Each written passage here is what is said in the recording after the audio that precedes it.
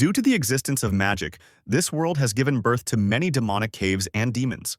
Fanged, clawed, webbed, winged, they lived on the ground, in trees, and in the air. These monsters may have resembled ordinary wild animals, but they were much stronger. For the same reason, those who possessed special abilities also awakened. They were called awakened. The most powerful of the demons was their king, Belphegor, who possessed all 5 elements and belonged to the SSS class. Getting to it wasn't easy. You literally had to make your way through a thorny path. But the strongest team of awakened ones was sent to battle him, led by a guy with a sword on his shoulder, followed by a boy, a girl, and another young man. The detachment was brought up by a man in a cloak, the hem of which fluttered from his confident steps. The leader, Bai Yu, had been leading the team for 10 years now, and he looked quite determined. Belphegor opened his fanged mouth and growled, his eyes glowing brightly.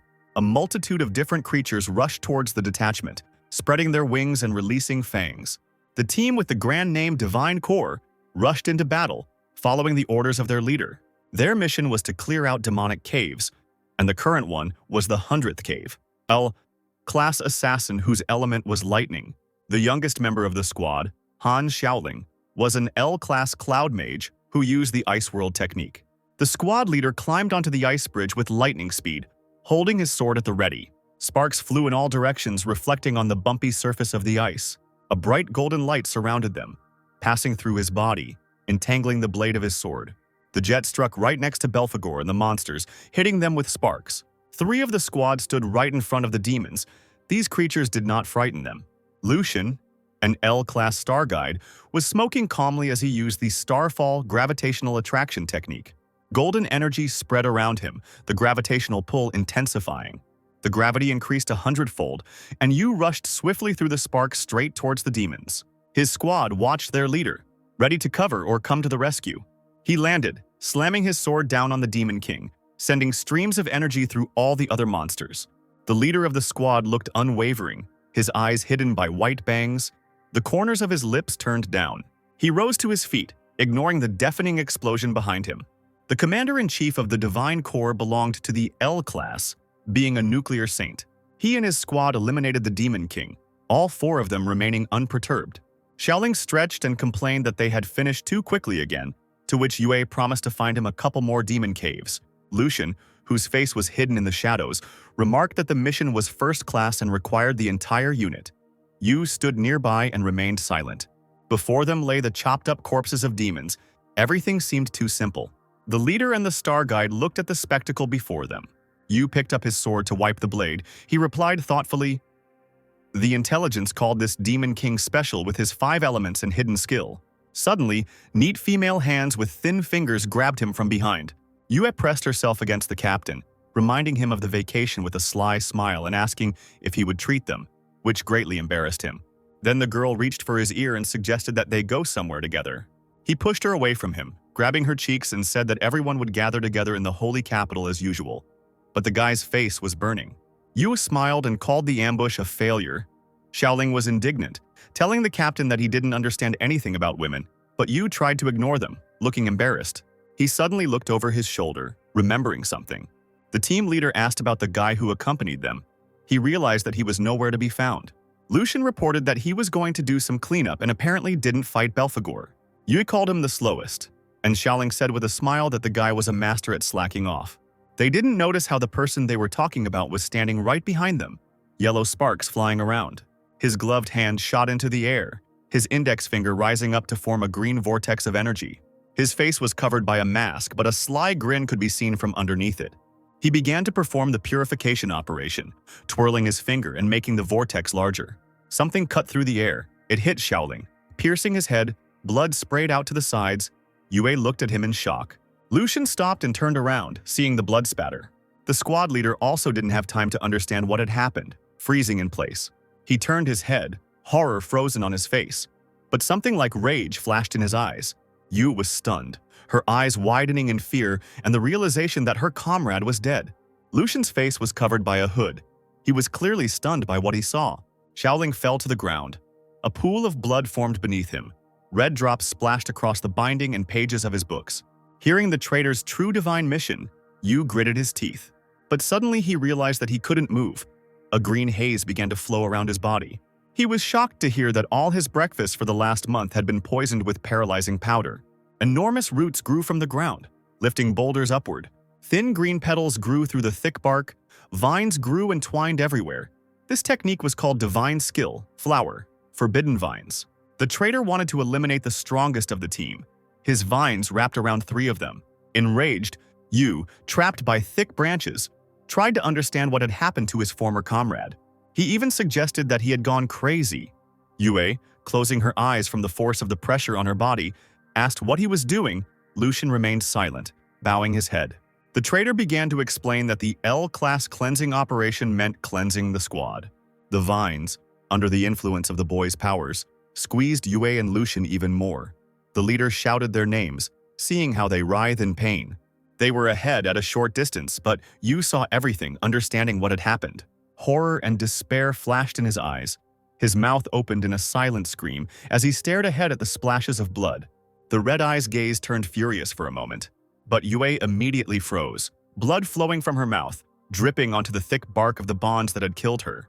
Greenish sparks rose into the air, ascending to the leaves of the trees and the gray clouds. Yu looked at his fallen friends in confusion, bloody vines still holding their bodies, each with a hole in their stomach. The traitor calmly watched what he did to his former comrades. The leader pulled himself together and shouted angrily, asking him why it was necessary to destroy them.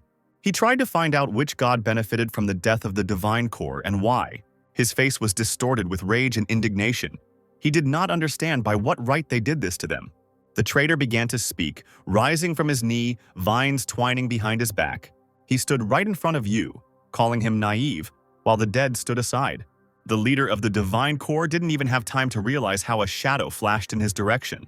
The palm went right through, blood splattered in all directions. Yu's eyes widened as the hand pierced his chest and spine.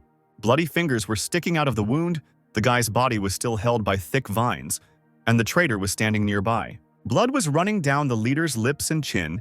He looked up at his opponent in shock and began talking about friendship, 10 years together, about how they had all become almost like family. But the former comrade abruptly pulled his hand back, tearing it from Yu's chest. He mocked his words, but still asked if the leader really didn't understand why he was chosen. When he spoke of the god who had been moving all the pieces ever since Yu met the traitor, the boy's eyes widened in shock. He fell to his knees before the one he considered a friend, a gaping wound in his chest, and the man continued to mock him, calling the divine core mere pawns. Lying on the ground, the guy did not take his eyes off his former comrade, who calmly placed his foot on his palm. He pointed a finger at the boy, talking about how he had been pretending for too long, his face hidden in shadow. The traitor admitted that he was sickened by this, and his index finger sparkled green. Yu's empty gaze was directed at him. Blood sprayed everywhere as the former comrade struck the leader straight in the head. He lay on his back, with bloody wounds on his forehead and chest, his eyes wide open. Yue's body lay nearby, a gaping wound in her stomach, and her gaze was frozen in surprise and horror. The defeated Lucian and Xiaoling lay side by side, blood covering their bodies and everything around them. The traitor walked away, leaving the corpses of his former comrades behind. His mission accomplished, now he could go on vacation. Yu's glassy gaze showed no signs of life, and his entire face was covered in blood. But between the fingers rested one of the vines, and green streams of energy emanated from it. They streamed along the thick bark, heading towards the boy's lifeless body. He opened his eyes when he heard the voice. It was dark around him. Yu didn't immediately understand what was happening. His body was bound with chains, and the leader of the Divine Corps was greatly surprised, trying to determine where he was. He moved forward, but there was nothing around, only small sparks swirling in the air. The strange man in the suit folded his arms across his chest and greeted him. The voice made the guy turn around. Yu stared at the stranger in shock. He asked if it was Belphegor standing in front of him, looking at the 5 glowing spheres around him, and he stuck his little finger in his ear, as if the guy had stunned him, and said that the high-class Demon King would not die just like that. He rose into the air, grinning and saying that the entire kingdom of Ne was his life force, and purple and blue flames blazed above his palms. The boy frowned, tired of the demon's chatter, and he asked him to get down to business.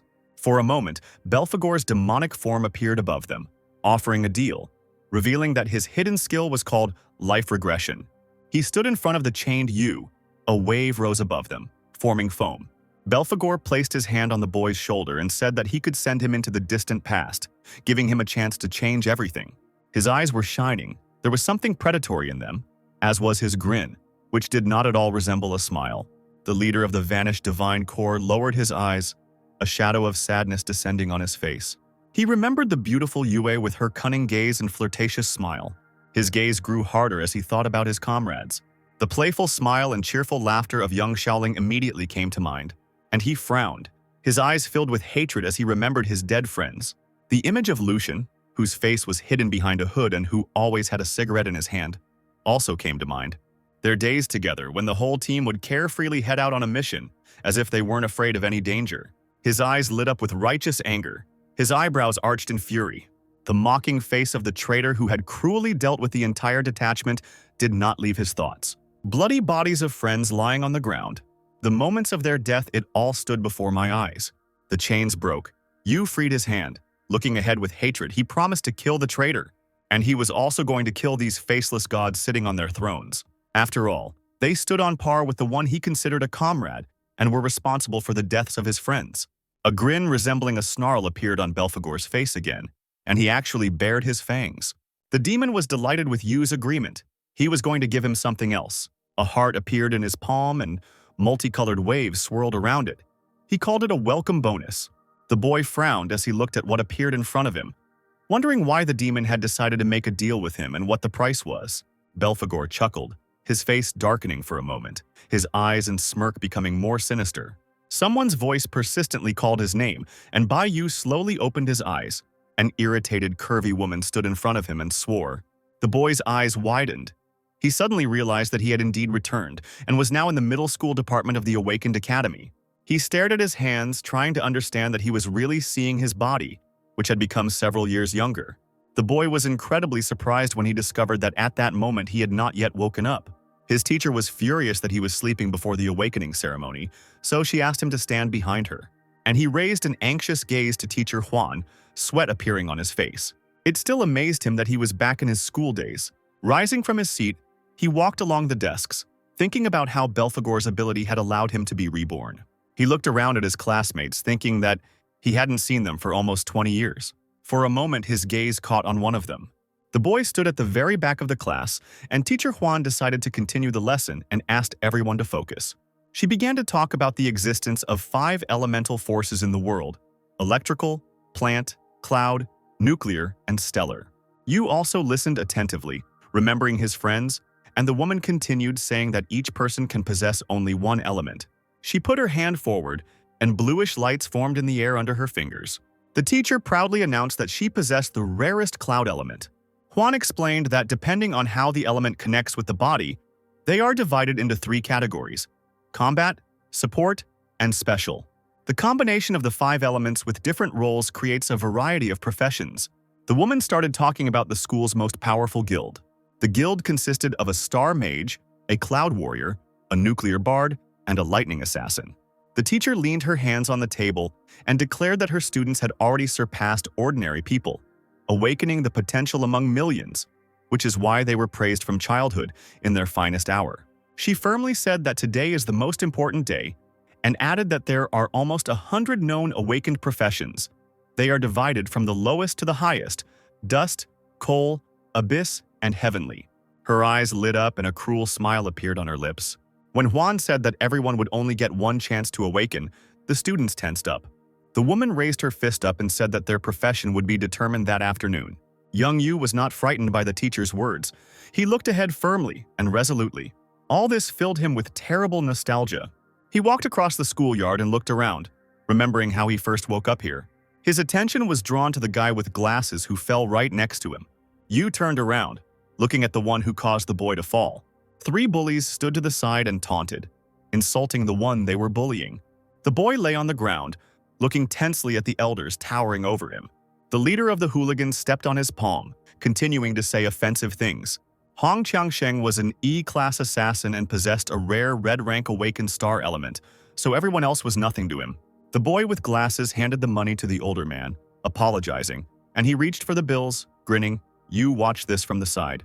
He thought with displeasure that, even in the past, this school bully was always getting into fights. As he continued to watch, he thought about how Qiangsheng was always looking for trouble, and he, along with his henchmen, kept towering over the boy in glasses, mocking him. Teacher Huang appeared out of nowhere and demanded that they stop, while Changsheng frowned before he could hide the money. The woman sternly stated that such things should not happen on school grounds. The young man turned around and with a cheeky smile replied that the boy himself had crashed into him and his friends. He turned around and slowly walked towards the teacher. Changsheng waved the bills in front of Huang's disgruntled face, mockingly calling it fair payment for the clash. He moved closer to her ear and whispered whether she was ready to play the heroine, and with a cruel sneer added that if it weren't for her pretty looks, he would have gotten her fired long ago. Ignoring the young man's insolence, she leaned over the boy, asking him if he was okay. The elders left, continuing to laugh at the situation and leaving everything to the teacher. However, something made Changsheng stop and look down. He stood in front of him with a determined expression on his face. He didn't look scared. The young man placed his hand on his shoulder, asking why he was staring at him. He pushed Yu hard, pushing him out of the way. He almost tripped over his own foot. The hooligans moved on, deciding to come back later to laugh at the weaklings. The boy with glasses apologized to Huang, claiming that it was his fault, but she denied it. Yu turned around to look at them. He looked at the woman, remembering how she helped him after waking up, and thought that she was stern on the outside, but kind on the inside. When Huan and her class were called into the Hall of Awakening, all three of them raised their heads. The teacher immediately began giving instructions to her students, advising them to remain calm during awakening to avoid injury. Everyone headed towards the Hall of Awakening, and Yu was thinking about the methods of awakening. One way was to awaken naturally, like Changsheng. This happened to people with a strong body and natural gift, and happened automatically in moments of strong emotions. He was going exactly to the place where they awakened in the second way, to the Hall of Awakenings. This place was considered the embodiment of the wisdom of countless scholars. Inside the chamber, emotions and adrenaline were highly stimulated, causing discomfort in the students. But this is precisely how awakening was provoked. Each person was awakened randomly only once, receiving a specific profession. Now one of the awakened ones was happy that he had been given a blue coal rank profession. Huang sent him to rest. The excited boy walked past Yu, and he kept thinking about how awakening is considered the only reboot in life. But the teacher called out to him. She announced that it was his turn, and he headed towards the Hall of Awakenings with a determined look. Huan stood right in front of him. She sternly asked him to pull himself together and not be lazy like he was in class. But he was serious when he said he knew about it as he passed by. In his past life, he awakened as an E-class nuclear warrior, a dusty profession that caused him to be constantly bullied.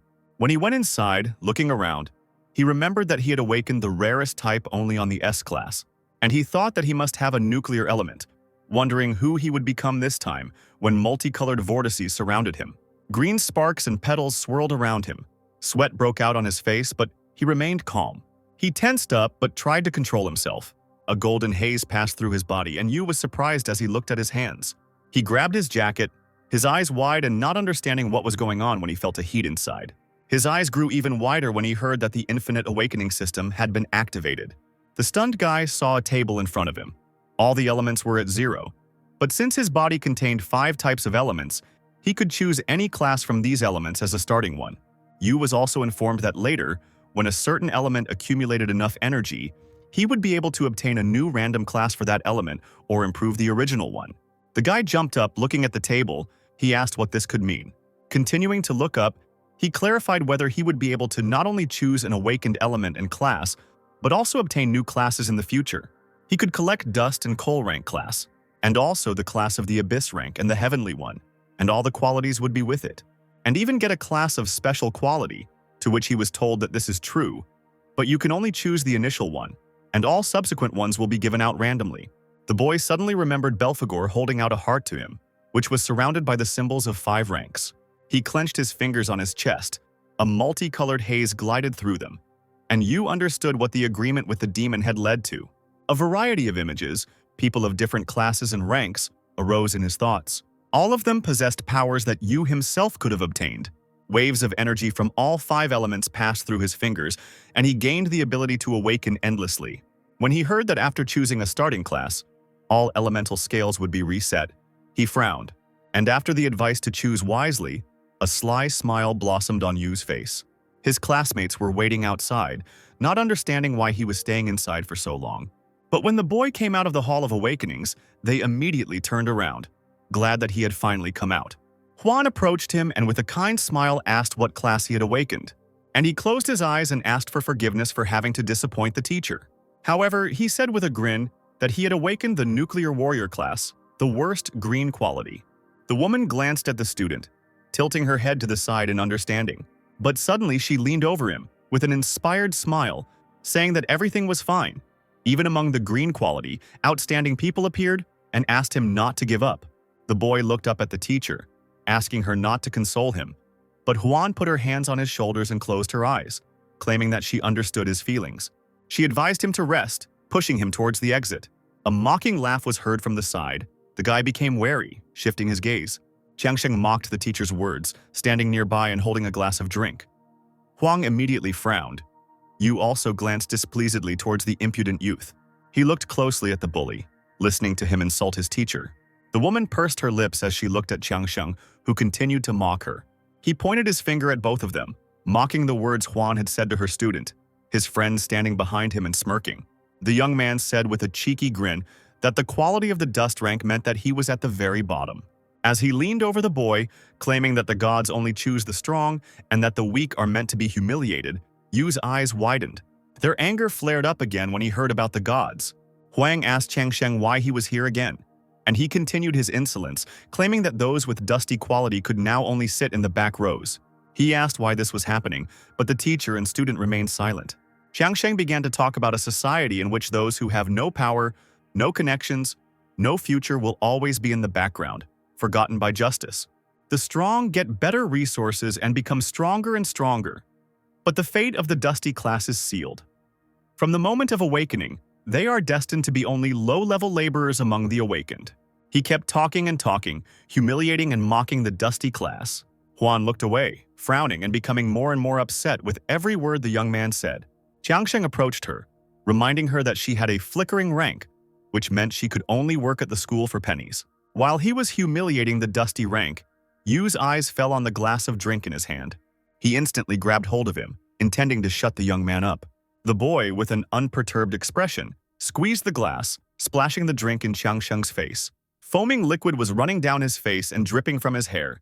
The enraged young man's face twisted and he screamed, trying to understand what Yu was doing. He shook off the drops of liquid that had fallen on his clothes and said that his chatter had become tiresome to him. Qiangsheng's face did not express anything good. He bared his teeth, looking at the guy from under his brows. He swung his fist sharply, raising it above Yu, purple energy glowing around him. Huan tried to stop him, but he was already ready to hit the calmly standing student. Qiangsheng's eyes glowed purple, and he was about to unleash Starthorn Strike, a basic technique of a Star Slayer that increased attack power. Yu's hand, which flew to the side, glowed yellow, sparks sparkling around it. He narrowed his eyes, and a fire flashed in his yellow eyes.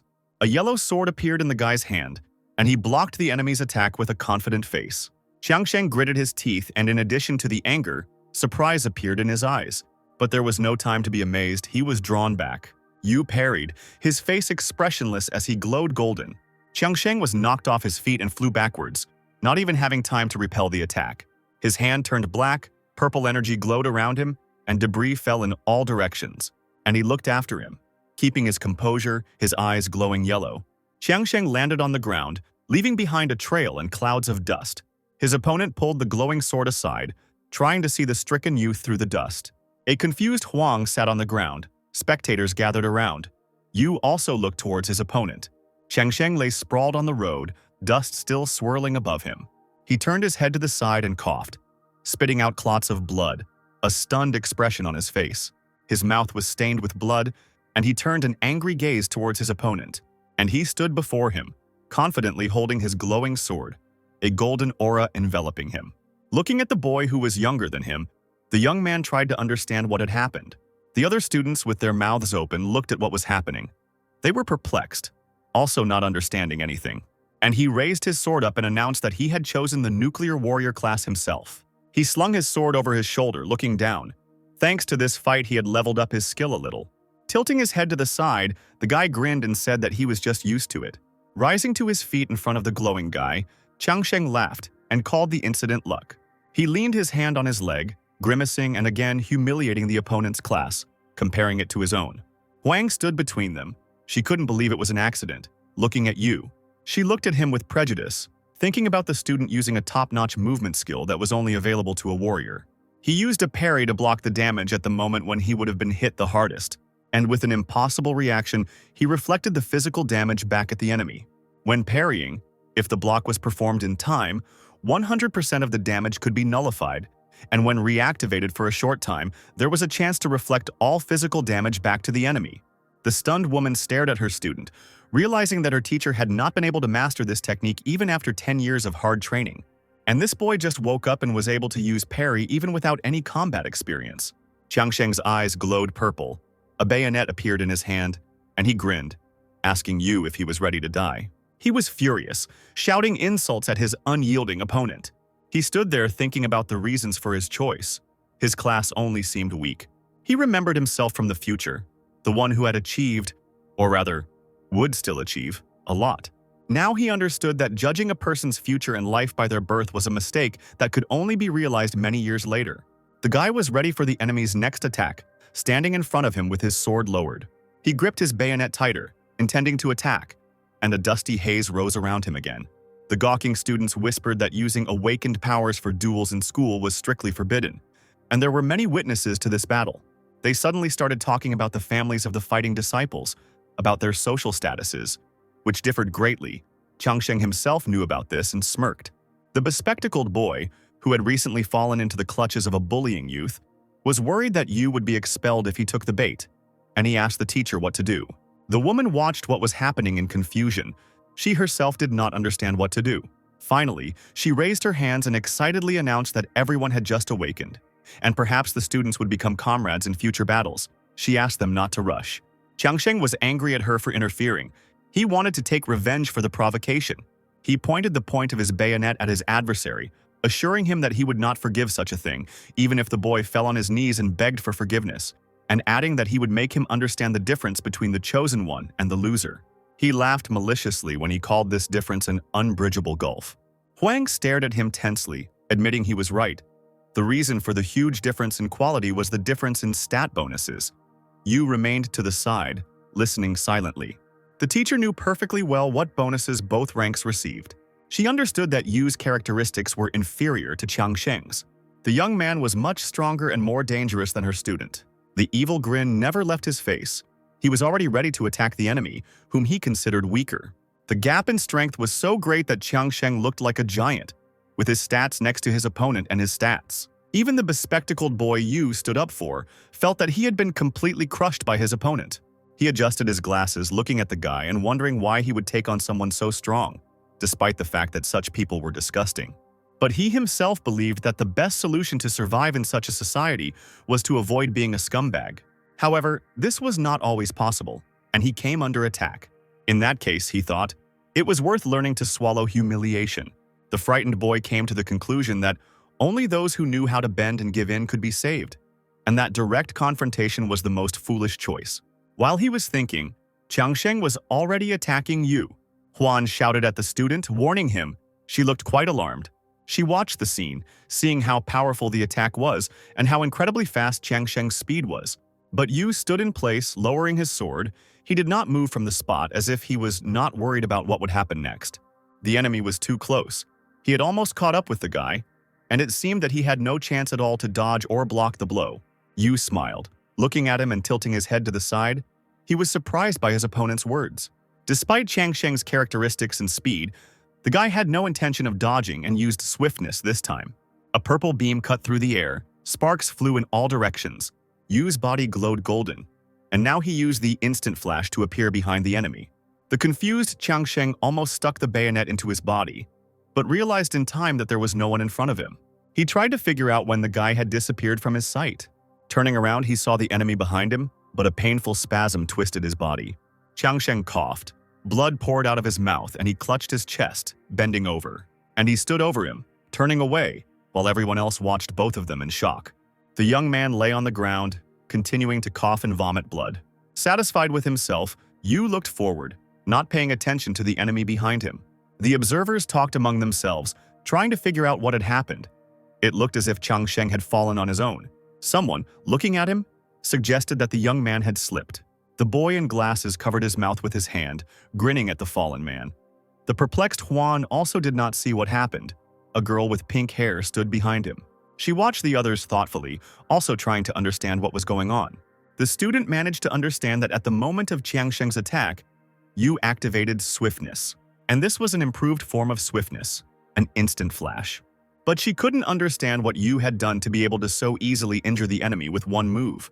The class representative, Qi Yin, reflected on how flawlessly her classmate had applied the highest level of basic skills in combat.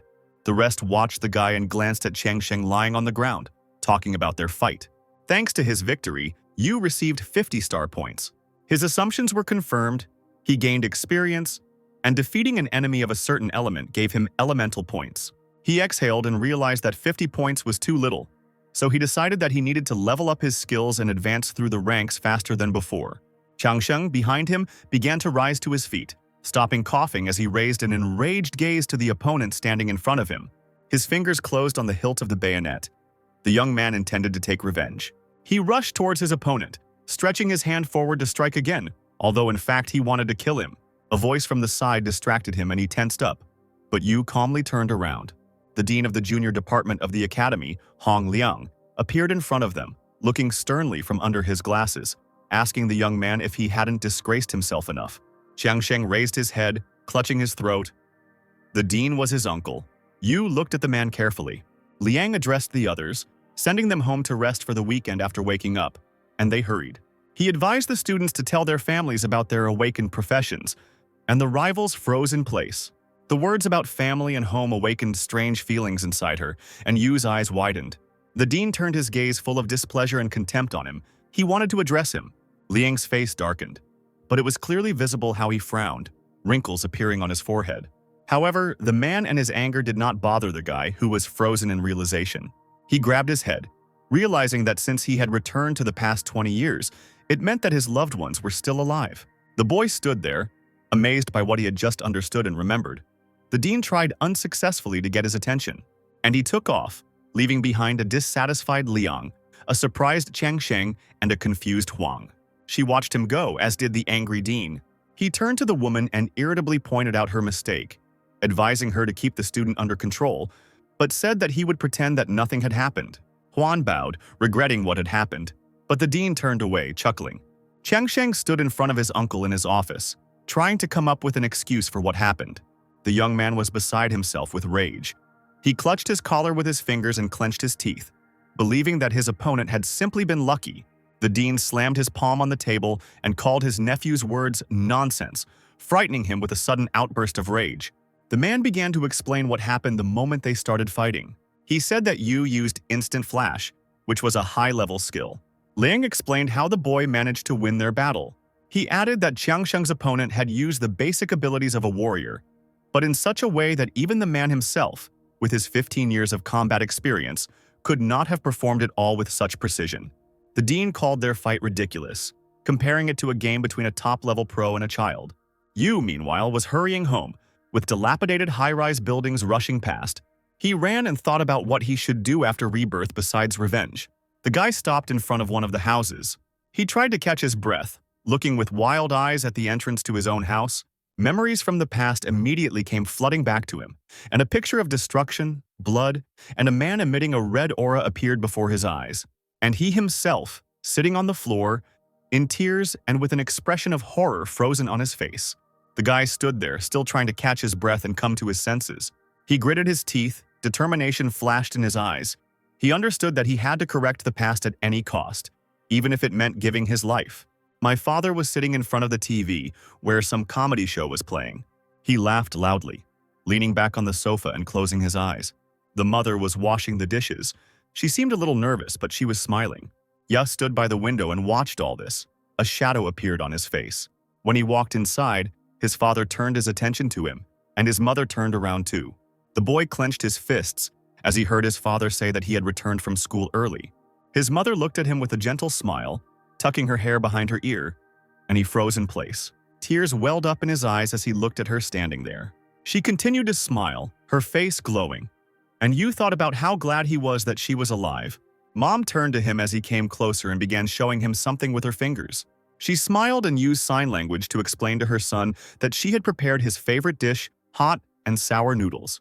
The boy pursed his lip, thinking about what to say. He smiled and replied that he really wanted pickled fish today. She began using gestures again, suggesting that the dish be put off until tomorrow. But Yu began to insist, offering to go together and assuring that he really wanted fish. Mom closed her eyes and with a warm smile said in sign language that he was unbearable, and then wiped her hands on her apron as she turned away. She headed towards the door. Yu hurried after her, intending to follow. But the father from the sofa said that the mother could go alone, and this made him stop. The man sprawled on the sofa, asking what his son's problem was and reminding him that he hadn't even said hello to his father. Yu stood in the middle of the room, listening to him, and he asked if today wasn't the day of his awakening. The man stood up and walked up to him, looking down mockingly, demanding to be told the good news. Opening the refrigerator, he pulled out a bottle of beer, clinking it against the shelf. Bai Lingsheng pulled out 2 bottles and held them up, explaining that he had finished work early and came home to celebrate with his son. The boy's face darkened. He looked at his father from under his bangs and said that he hadn't woken up today. He began to explain that he was unlucky. It took too long to wake up. They didn't even make it in time. His father dropped his hands with the bottles down. Lingsheng's face darkened. He asked why his son returned so early, and then told him that Dalei's son had awakened like a flickering rank. The father called them both worthless, and Yu stood in front of him and listened to it all. The man explained that his son should have awakened at least as an abyss class. They stood opposite each other. The boy seemed fragile compared to his father. Lingsheng pressed his forehead against Yu's, his expression becoming terrifying as he demanded an answer. A red aura enveloped the man, and green aura emanated from the guy in waves. He frowned, looking at his father, and was about to repeat that he was not yet awake. Lingsheng swung his arm and smashed the bottle on his head, spilling beer everywhere. The man looked down on his son, emitting an unkind energy. He realized that he had been assigned to the dust class. The father's gaze expressed anger. He shouted, accusing the boy of waking up like a useless, dusty class, thereby disgracing him. He winced as he looked at his father, drops of liquid running down his hair. His father was a cruel man who could not control his emotions. Too much time had passed since his first awakening, and he had almost forgotten what had happened then. That time, after father found out that Yu had awakened as a dust class, he started a big fight at home out of shame. Then, as always, the mother stood in front of her son, shielding him with her body to protect him. The father had a chair in his hands and the boy was too weak and scared to stop him. The blows fell on the mother. Lingsheng beat her for a whole hour to vent his anger. Yu then bent over his battered mother, who had suffered a broken leg and a severe blow to the head that had left her mentally unstable. He himself was covered in blood and sobbed over his unconscious mother, frightened and shocked. Now he was lying on the floor, covered in beer, with his enraged father towering over him. He raised his head, anger flashed in his eyes. He didn't want a repeat of that day. He still needed time to improve his skills, but his father ordered him to get back on his feet. Lingsheng was much stronger. He belonged to the Abyss class and was an electric warrior. He extended his hand to his son, and Yu thought that, unlike Changsheng, his father had a lot of experience in real combat. A heavy palm fell on the boy's wet hair. He thought that he would not be able to defeat his father now. The man squeezed his hair, lifting his son's head and saying that he should not have allowed his mother to give birth to him. He closed his eyes and realized that his father would not stop until he achieved the result. While his father was beating him, Yu only thought that his mother should under no circumstances come near him. Receiving another blow to the head, he was glad that at least he got his mother out of the house. There was a crash and 2 bags fell to the floor, and he turned around abruptly, surprise frozen in his eyes when he realized what had happened. A frightened mother stood frozen in the doorway, watching in horror as Lingsheng held their son by the hair. The package opened and inside it were noodles that miraculously did not spill. Yu looked at his mother with his mouth open. He was tense, not understanding why she returned so quickly. Was she really in such a hurry to feed him? The woman really was in a hurry to get home, not wanting to leave her son hungry. She stood there with her mouth open and her eyes wide open, her face clearly showing panic and concern for her son. Lingsheng appeared in front of her instantly, towering over her with a menacing expression on his face. A voice came from behind the bars, its owner surprised that the interlocutor was the first to advance from a green-ranked profession. A prisoner in an orange robe sat handcuffed across from his cellmate. He smoked and grinned, continuing to talk about the achievements of the man opposite him. The man asked Yu why he had come here, as this place was intended for those sentenced to death. The guy sat with his head down. He claimed that the one he killed deserved to die for his actions. His eyes were wide open, and he couldn't wrap his head around the fact that his father had beaten his mother to death. And now he had a chance to fix everything. The memories only made him even more angry. His father looked at him for a moment, but his mother still looked scared. Ling Sheng hit his son, sending him flying to the side, and his wife staggered back. Wooden fragments fell to the floor, kicking up dust. A pool of blood was spreading in front of him. Yu thought that an experienced awakened one, even without using skills, was much stronger than an ordinary person. But he leaned on his hands, trying to get up and realizing that an ordinary person could not withstand such a blow. The mother rushed to him, only making sounds. She wanted to help him while he got to his feet. The woman stood up, shielding him with her body so that her husband could not harm him anymore, and a look of horror appeared on Yu's face. The man slammed the door, cutting off their escape route. He grinned and began to talk about how he was truly happy the day he found out about Ruyun's pregnancy with a son. A red aura sparkled around him. Ling Sheng grabbed the back of the chair, continuing to say that he hoped that there was hope for the Bai family to rise again. He slowly lifted his chair, standing in front of his wife, who was shielding her son from view as he lay on the floor. He rushed towards the frightened woman, shouting that their family must still rely on him to bring glory back to their ancestors. Her eyes widened in horror, and sweat broke out on her face as she stared at her husband. The man continued to scream, angry at the awakening of his son with the most worthless profession of the green rank. He raised a chair over her, blaming his wife for her useless genes playing a role. He swung his arm, wanting to unleash all his anger on the fragile woman. She closed her eyes but was ready to accept her husband's rage in order to protect her son. Suddenly, the room flashed green. Yu used the instant flash again. The chair fell from the father's hand, cracking at the edges, and wood shavings flew everywhere. Ling Sheng's eyes turned red with anger. Red lightning surrounded him, but a green aura hovered in front of him, and he appeared before his mother, clutching his glowing golden sword in his hands, energy emanating from it in waves. The father recoiled, raising dust beneath him. The boy looked determined. He looked straight ahead, demanding that they not touch his mother. Ling Sheng grinned, finding it interesting, and the cut on his shoulder was smoking. A worried Ruyun stood behind her son, trembling as she reached out her hands to the boy. The father rubbed the back of his head, continuing to grin. He saw his grown-up offspring in front of him. A red aura hovered around him as he approached his wife and son confidently, while Yu stood his ground, holding his sword in front of him to protect his mother. He watched the man, calculating his next steps. Blood covered his face, but he didn't care. When the boy decided to block his father's blows first, he suddenly rushed forward. He tried to perform a parry, and a green flash appeared in front of his face, and a stunned look appeared in Yu's eyes. All that was left in his hands was the hilt of the sword, and he stared at the fragment in shock. Blood gushed out of his mouth. Yu realized that his father had broken through directly. The difference in strength was too great. The experienced warrior's blow caused injury. The ribs hurt so much that it seemed as if they would break. The guy put his hands in front of him to defend himself from further attacks. Ling Sheng began to shout that his son dared to disobey him. His technique was called Heavy Black Lightning. It gave tremendous speed, and all subsequent attacks received the effect of electric shock.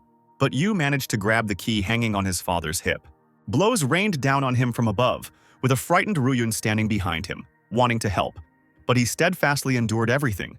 The father looked terrifying. His eyes glowed red and his smile resembled a grin. The guy understood that he would never be able to dodge, but he continued to stand.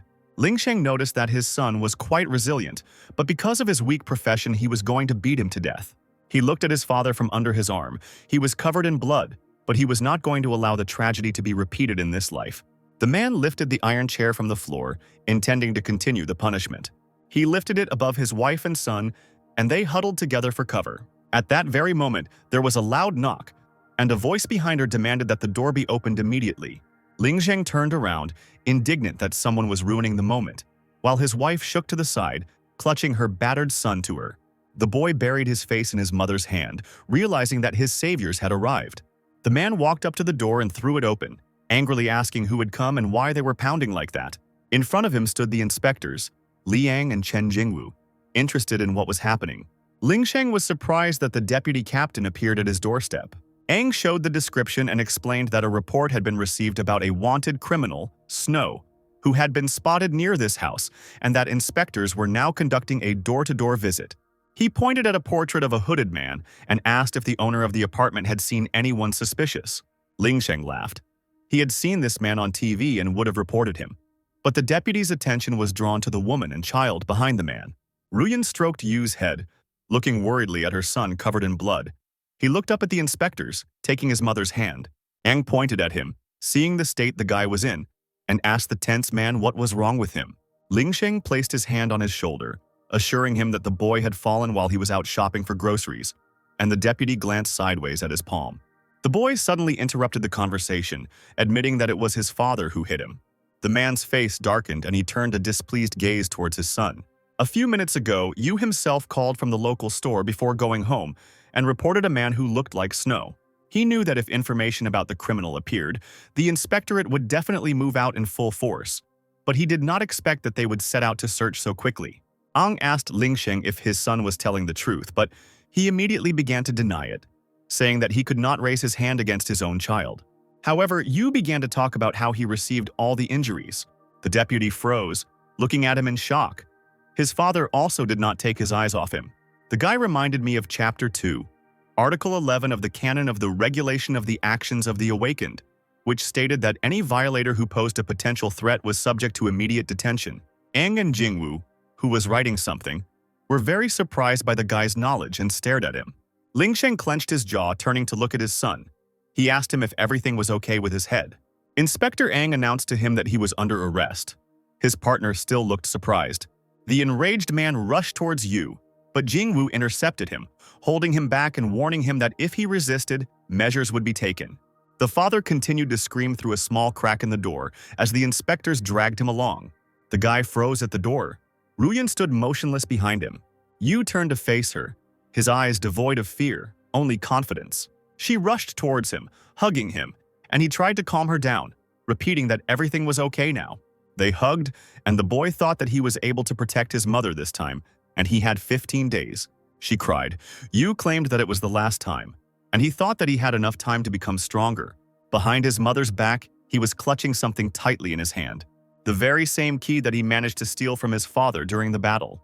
He unclenched his fingers, holding it, knowing that this key unlocked the safe. The boy looked at it, remembering that for this thing his father had betrayed his comrades without hesitation. Later he went into his father's room, deciding to use the key when he had the chance. He moved the nightstand to get to the safe where Ling Sheng kept something important. He had hidden it even from his family, but now Yu had the key and he was going to take what was inside. In his past life, he learned about the existence of the thing inside only after his father's death. He took out a blade with a green stone on the handle from the safe. With its help, he could single-handedly clear out the demon cave. He walked, enveloped in a green aura, thinking about the fact that at the moment only caves allow you to change your class. He stopped, looking up and realizing that the only demon caves available to him were the ones controlled by the school and the secret caves he knew about in his past life. In front of him stood an abandoned building, inside of which was just such a one. He was determined to surpass everyone. The demon cave was a place where monsters lived.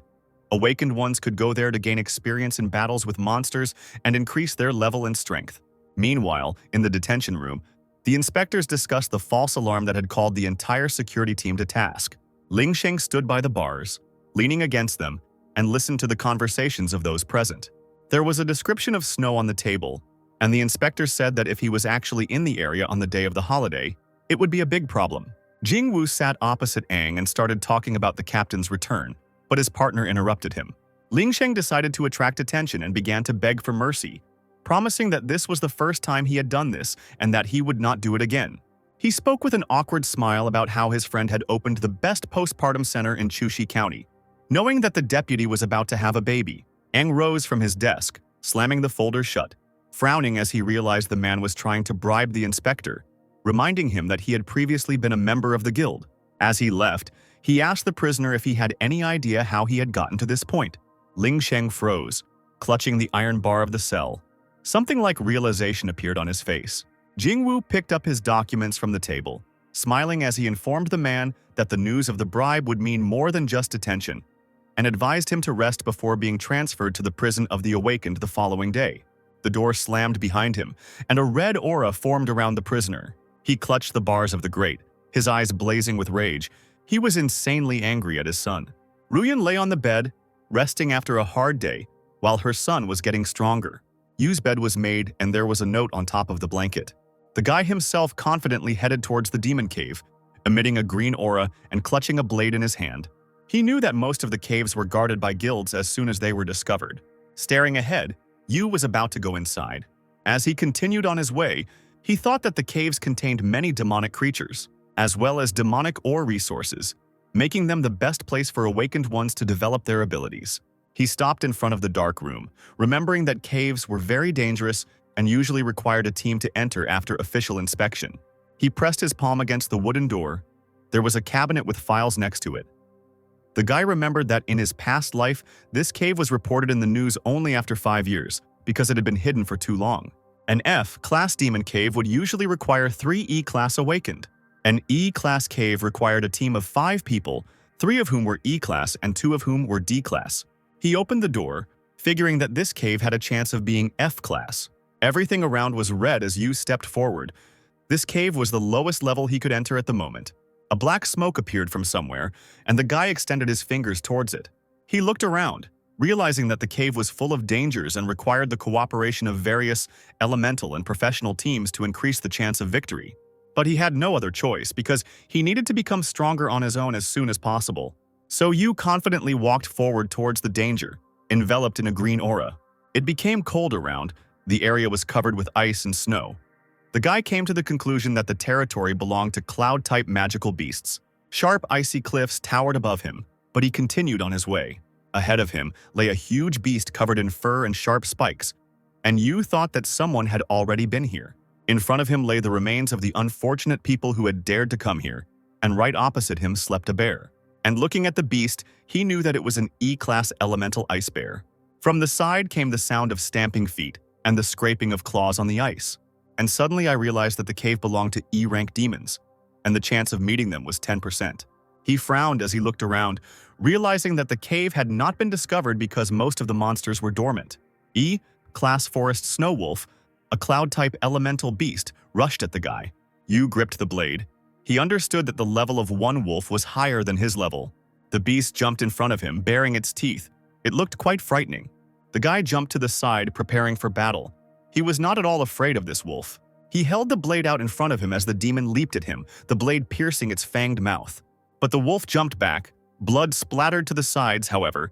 He prepared to attack again, and he rushed at the guy, intending to tear him to pieces. His eyes were more like blue gemstones, and his fangs seemed sharper than a knife. Determined and courageous, Yu rushed forward, raising his blade above his head. The blade cut the demon's body precisely into 2 halves right in the air. The boy looked unwavering as he landed, his blade glowing golden. He rushed on, leaving the monster's corpse behind. The Hongwu blade that Yu took from the safe couldn't be simply bought. It made up for the gap in his combat power. However, the beasts had high defense. The guy sighed, nostalgic for the days when he was an L-class. To level up 1 level, he needed to kill about 20 wolves, because now he only had 50 cloud points. He looked thoughtfully at his own skill chart, coming to the conclusion that it took 10 levels to go from E to D. Suddenly, more animals appeared in front of him. He looked at them in surprise.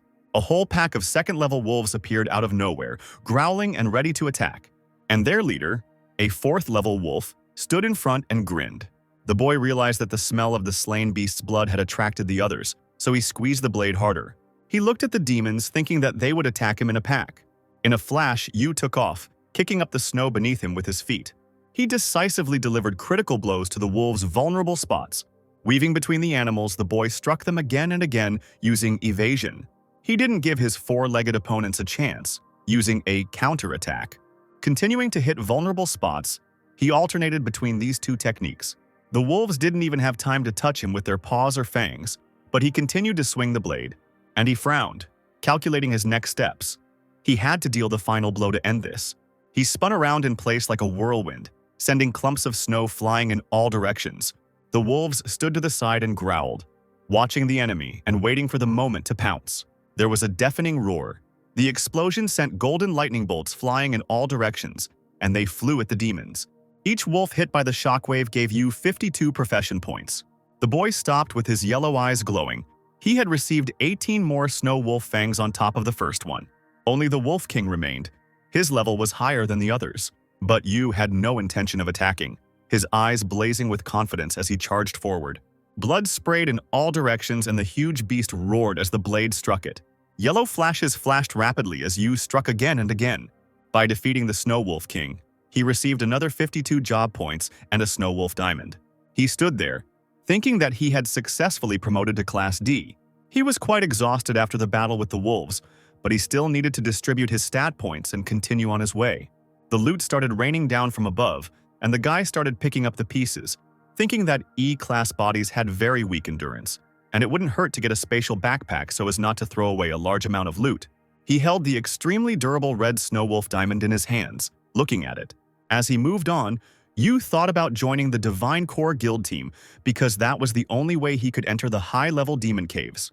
Awakening schools were guild-affiliated institutions created to find talent for teams, with joining one of the guilds being the ultimate dream for most students.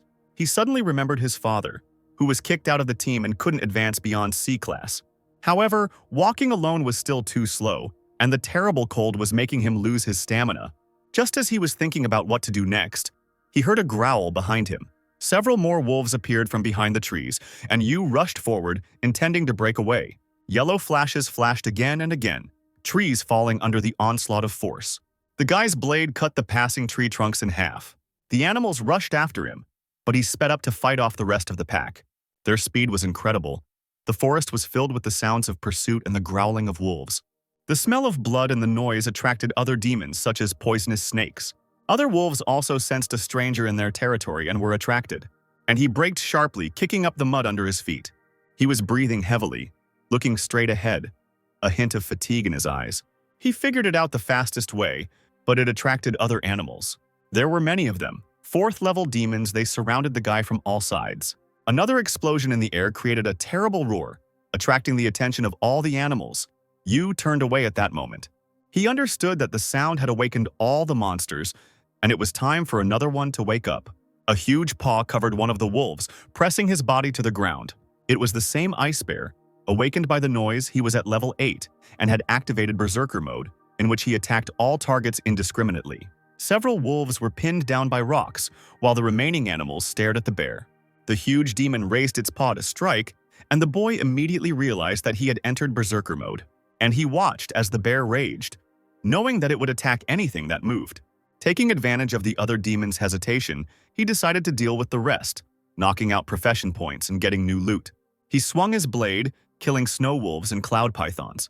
The fact that the bear was in Berserker mode made the task easier since there were fewer opponents. However, the remaining demons did not retreat, turning their attention back to the guy and surrounding him. He decided that he just needed to dodge and wait for an opportunity to finish off in order to get more points. Therefore, Yu began to swing his blade, knocking out 56 points for the new beasts. For every demon he killed, he received even more loot.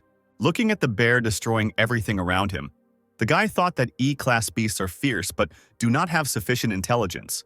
He leveled up again thanks to the huge demon distracting everyone else and saving him a ton of stamina. Another demon stood before him, but he didn't notice Yu, which gave him an advantage since he wanted to gain experience. So he quickly struck with his blade, cutting the beast in half. The sudden jump sent his cloak flying into the air and dust churning up under his feet. A growl was heard behind me, and dozens of red eyes flickered in the darkness. Yu exhaled heavily as he sat on the ground, thinking that even with the bear's help he was still tired to death. But there was no time to rest. He turned back, raising his blade again. He needed the next phase. He held his weapon point downwards at the snarling, aggressive demons, knowing that after such destruction the arena's capacity would be close to its limit. The guy seemed to be waiting for something, holding the blade, looking ahead and breathing heavily. The demons were advancing towards Yu in a flock, the ice beneath them cracking in places. They growled, hissed, opened their fanged mouths, and the ice bear brought up the rear of the column. That's what the guy needed. He stuck the tip of the blade into the ice so that it finally cracked, and the animals fell into the abyss. During the fight, he constantly analyzed the terrain, and his trick worked. The demons growled, trying to stay on their paws and stay on the surface. But they still fell because it was not a frozen lake, but an ice bridge suspended between two cliffs. They disappeared into the resulting chasm, for which Yu received even more profession points. He managed to jump to the side, remaining in the saved area of the arena. His level increased to 7, and new loot in the form of snow wolf and cloud python fangs, as well as snow wolf diamonds, also fell to him. The boy stopped, lowering his blade, and trophies fell behind him. His trick destroyed most of the beasts, however. The huge ice bear was still alive. Along with several wolves, he rushed towards Yu while he had his back to them. He looked at the demon, figuring that he just needed to deal with him and the others using his remaining stamina. The guy understood that this was the fastest way to level up, but he was quite determined. He had already unlocked a new title, 1 against 100, which increased all stats by 10% when fighting multiple enemies. There was an abyss behind him, demons ahead, and you thought that in every demonic cave there was a final boss. For a Class E cave, the boss should be something like the Cruel Lion King, and he was trying to figure out why it hadn't appeared yet, since the noise they were making could very well have woken it up. While you was surprised that the last enemy had not appeared, the bear and wolves stamped their feet, baring their teeth but not attacking. They opened their fanged mouths wide, spraying saliva, and growled at him. However, something strange caught the guy's attention, and he turned around, looking to the side in surprise and deciding that it was an ice spell. A blue haze with white sparks was reaching towards them. You realized that he was mistaken. He began to back away, looking at the waves of energy in shock and trying not to fall under their influence. His feet began to slip and he began to increase his speed, hurrying to dodge the ice magic. The guy rushed towards the abyss, not caring that the demons were rushing after him. He only thought that the boss was not sleeping, but was waiting for the perfect moment. Blue streams of energy reached the bear, covering its huge body with an icy crust. The wolves also fell under the ice spell and found themselves trapped in an icy prison. You realized that the moment had come when there was no way out. He was rushing away from the wave rushing after him, threatening to turn him into an ice statue. However, he still didn't have enough time and speed. His leg was already bound by ice magic. He looked down, surprise flashing in his eyes as he realized he hadn't made it in time. Frozen in place at the very edge of the abyss, the guy realized that the ice bridge was also part of the boss's trap. As he watched in horror as the ice crust spread across his body, he realized that the last enemy wanted to appear at the end to collect all the rewards. The boy gritted his teeth, looking sternly ahead, suddenly wondering what could be hidden in this low-level cave. Finally, the final boss appeared in the arena, enveloped in a red aura. He climbed onto the ice cliff. It was a D-class intelligent boss, an 11th-level cloud-type elemental demon, the master of the Azure Forest. He had a staff in his paw and snow-white hair on his head and face. E-class, level 10 demon monkeys. They were the leader's deputies, looked menacing and held clubs in their hands. And he stood opposite, looking at them. The ice had almost completely encased his body. The master of the Azure Forest resembled an old human. His eyes glowed red, and a satisfied grin spread across his lips. The guy looked up. He watched the final boss closely, unable to move. The intelligent-type boss was the specialty of this secret cave, which is why Ice Peak had a high danger level. Both the bear and the wolves were already completely covered in ice thanks to the master's magic. He stood on his rock, guarded by his loyal lieutenants, a purple aura hovering around them. The guy, trapped in an ice trap, thought that soon his body would completely lose heat. Snowflakes fell in small grains. The boss raised his clawed paw, pointing his finger at him. He made a strange sound without lowering his paw, and he himself did not move from the spot. One of his deputies' eyes lit up and he quickly took off. The demon quickly approached the guy, who was frozen in place and bound by ice. He tried to think of something, but he had only one way out to get out. The deputy leader swung his club, his eyes flashing ominously. He was ready to strike the frozen guy, who seemed like he would never get out. However, the ice began to crack and shatter, releasing parts of Yu's body. The enraged monkey's club finally fell down, churning up dirt and snow. The master of the forest frowned as he looked down, his lip twitching and his face filled with confusion. Yellow flashes, splashes of blood and snowballs mixed in the air. And again, he used parry. He managed to break the ice and wound the deputy leader. The guy pressed his hand to his chest, thrusting the blade forward. He had to use all his energy to destroy the ice. It took a huge amount of endurance. This technique was called crushing, and it was what he used to instantly break free from the state of control. Yu wiped the blood from his cheek with his palm and glared sternly at the final boss, thinking that it would take him a while to cast such a powerful spell again. Looking at the master of the forest who was rejoicing over something, he realized that he had to win before he cast the spell.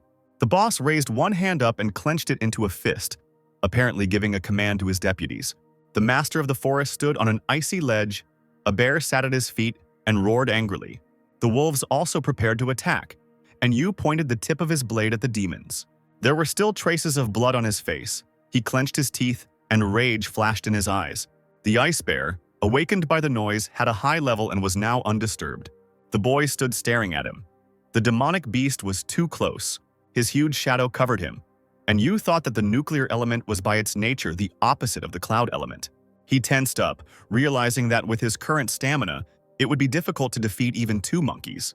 The master of the forest stood frozen on the ledge with his staff in his hand. He remained calm.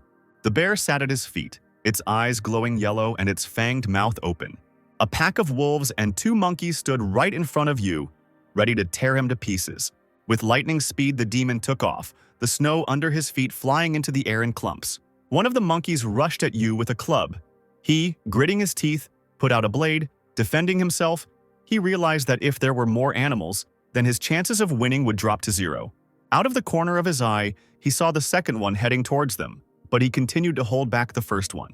The second deputy leader also swung his club, his eyes glowing red. Yu jumped back, avoiding the attack and stabbing the tip of his blade into the ice, his face looking determined. But he understood that it was all useless. He had no strength left to fight. The ice bear rushed forward, its mouth wide open and its tongue hanging out. Ya sat crouched, watching as the huge demon rushed straight towards him. The boy gripped the hilt of the blade, clenching his jaw and looking furiously ahead. The bear leaped forward with a powerful leap, sending clumps of snow flying up beneath him. But the yellow flash quickly flashed away from him. Yu landed on the ground, kicking up the snow with his feet and pushing his hand into the ice. He pulled his blade back. He looked up, his gaze hard from under his bangs, sweat streaming down his face. The demons surrounded him, their red eyes flashing, and the master of the forest towered over them. Yu realized that the surrounding environment was too cold. His endurance was almost at its limit. A green smoke billowed through the air above the staff, rising up above everyone. The master of the forest grinned. A satisfied grin spread across his face, and 2 red lights sparkled in his eyes. Ice blocks appeared out of nowhere. He used the ice storm technique. The boy watched as the master raised his staff, sending magical impulses upward.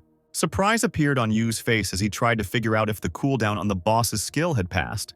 He stared at his opponents in bewilderment as snowflakes fell from above.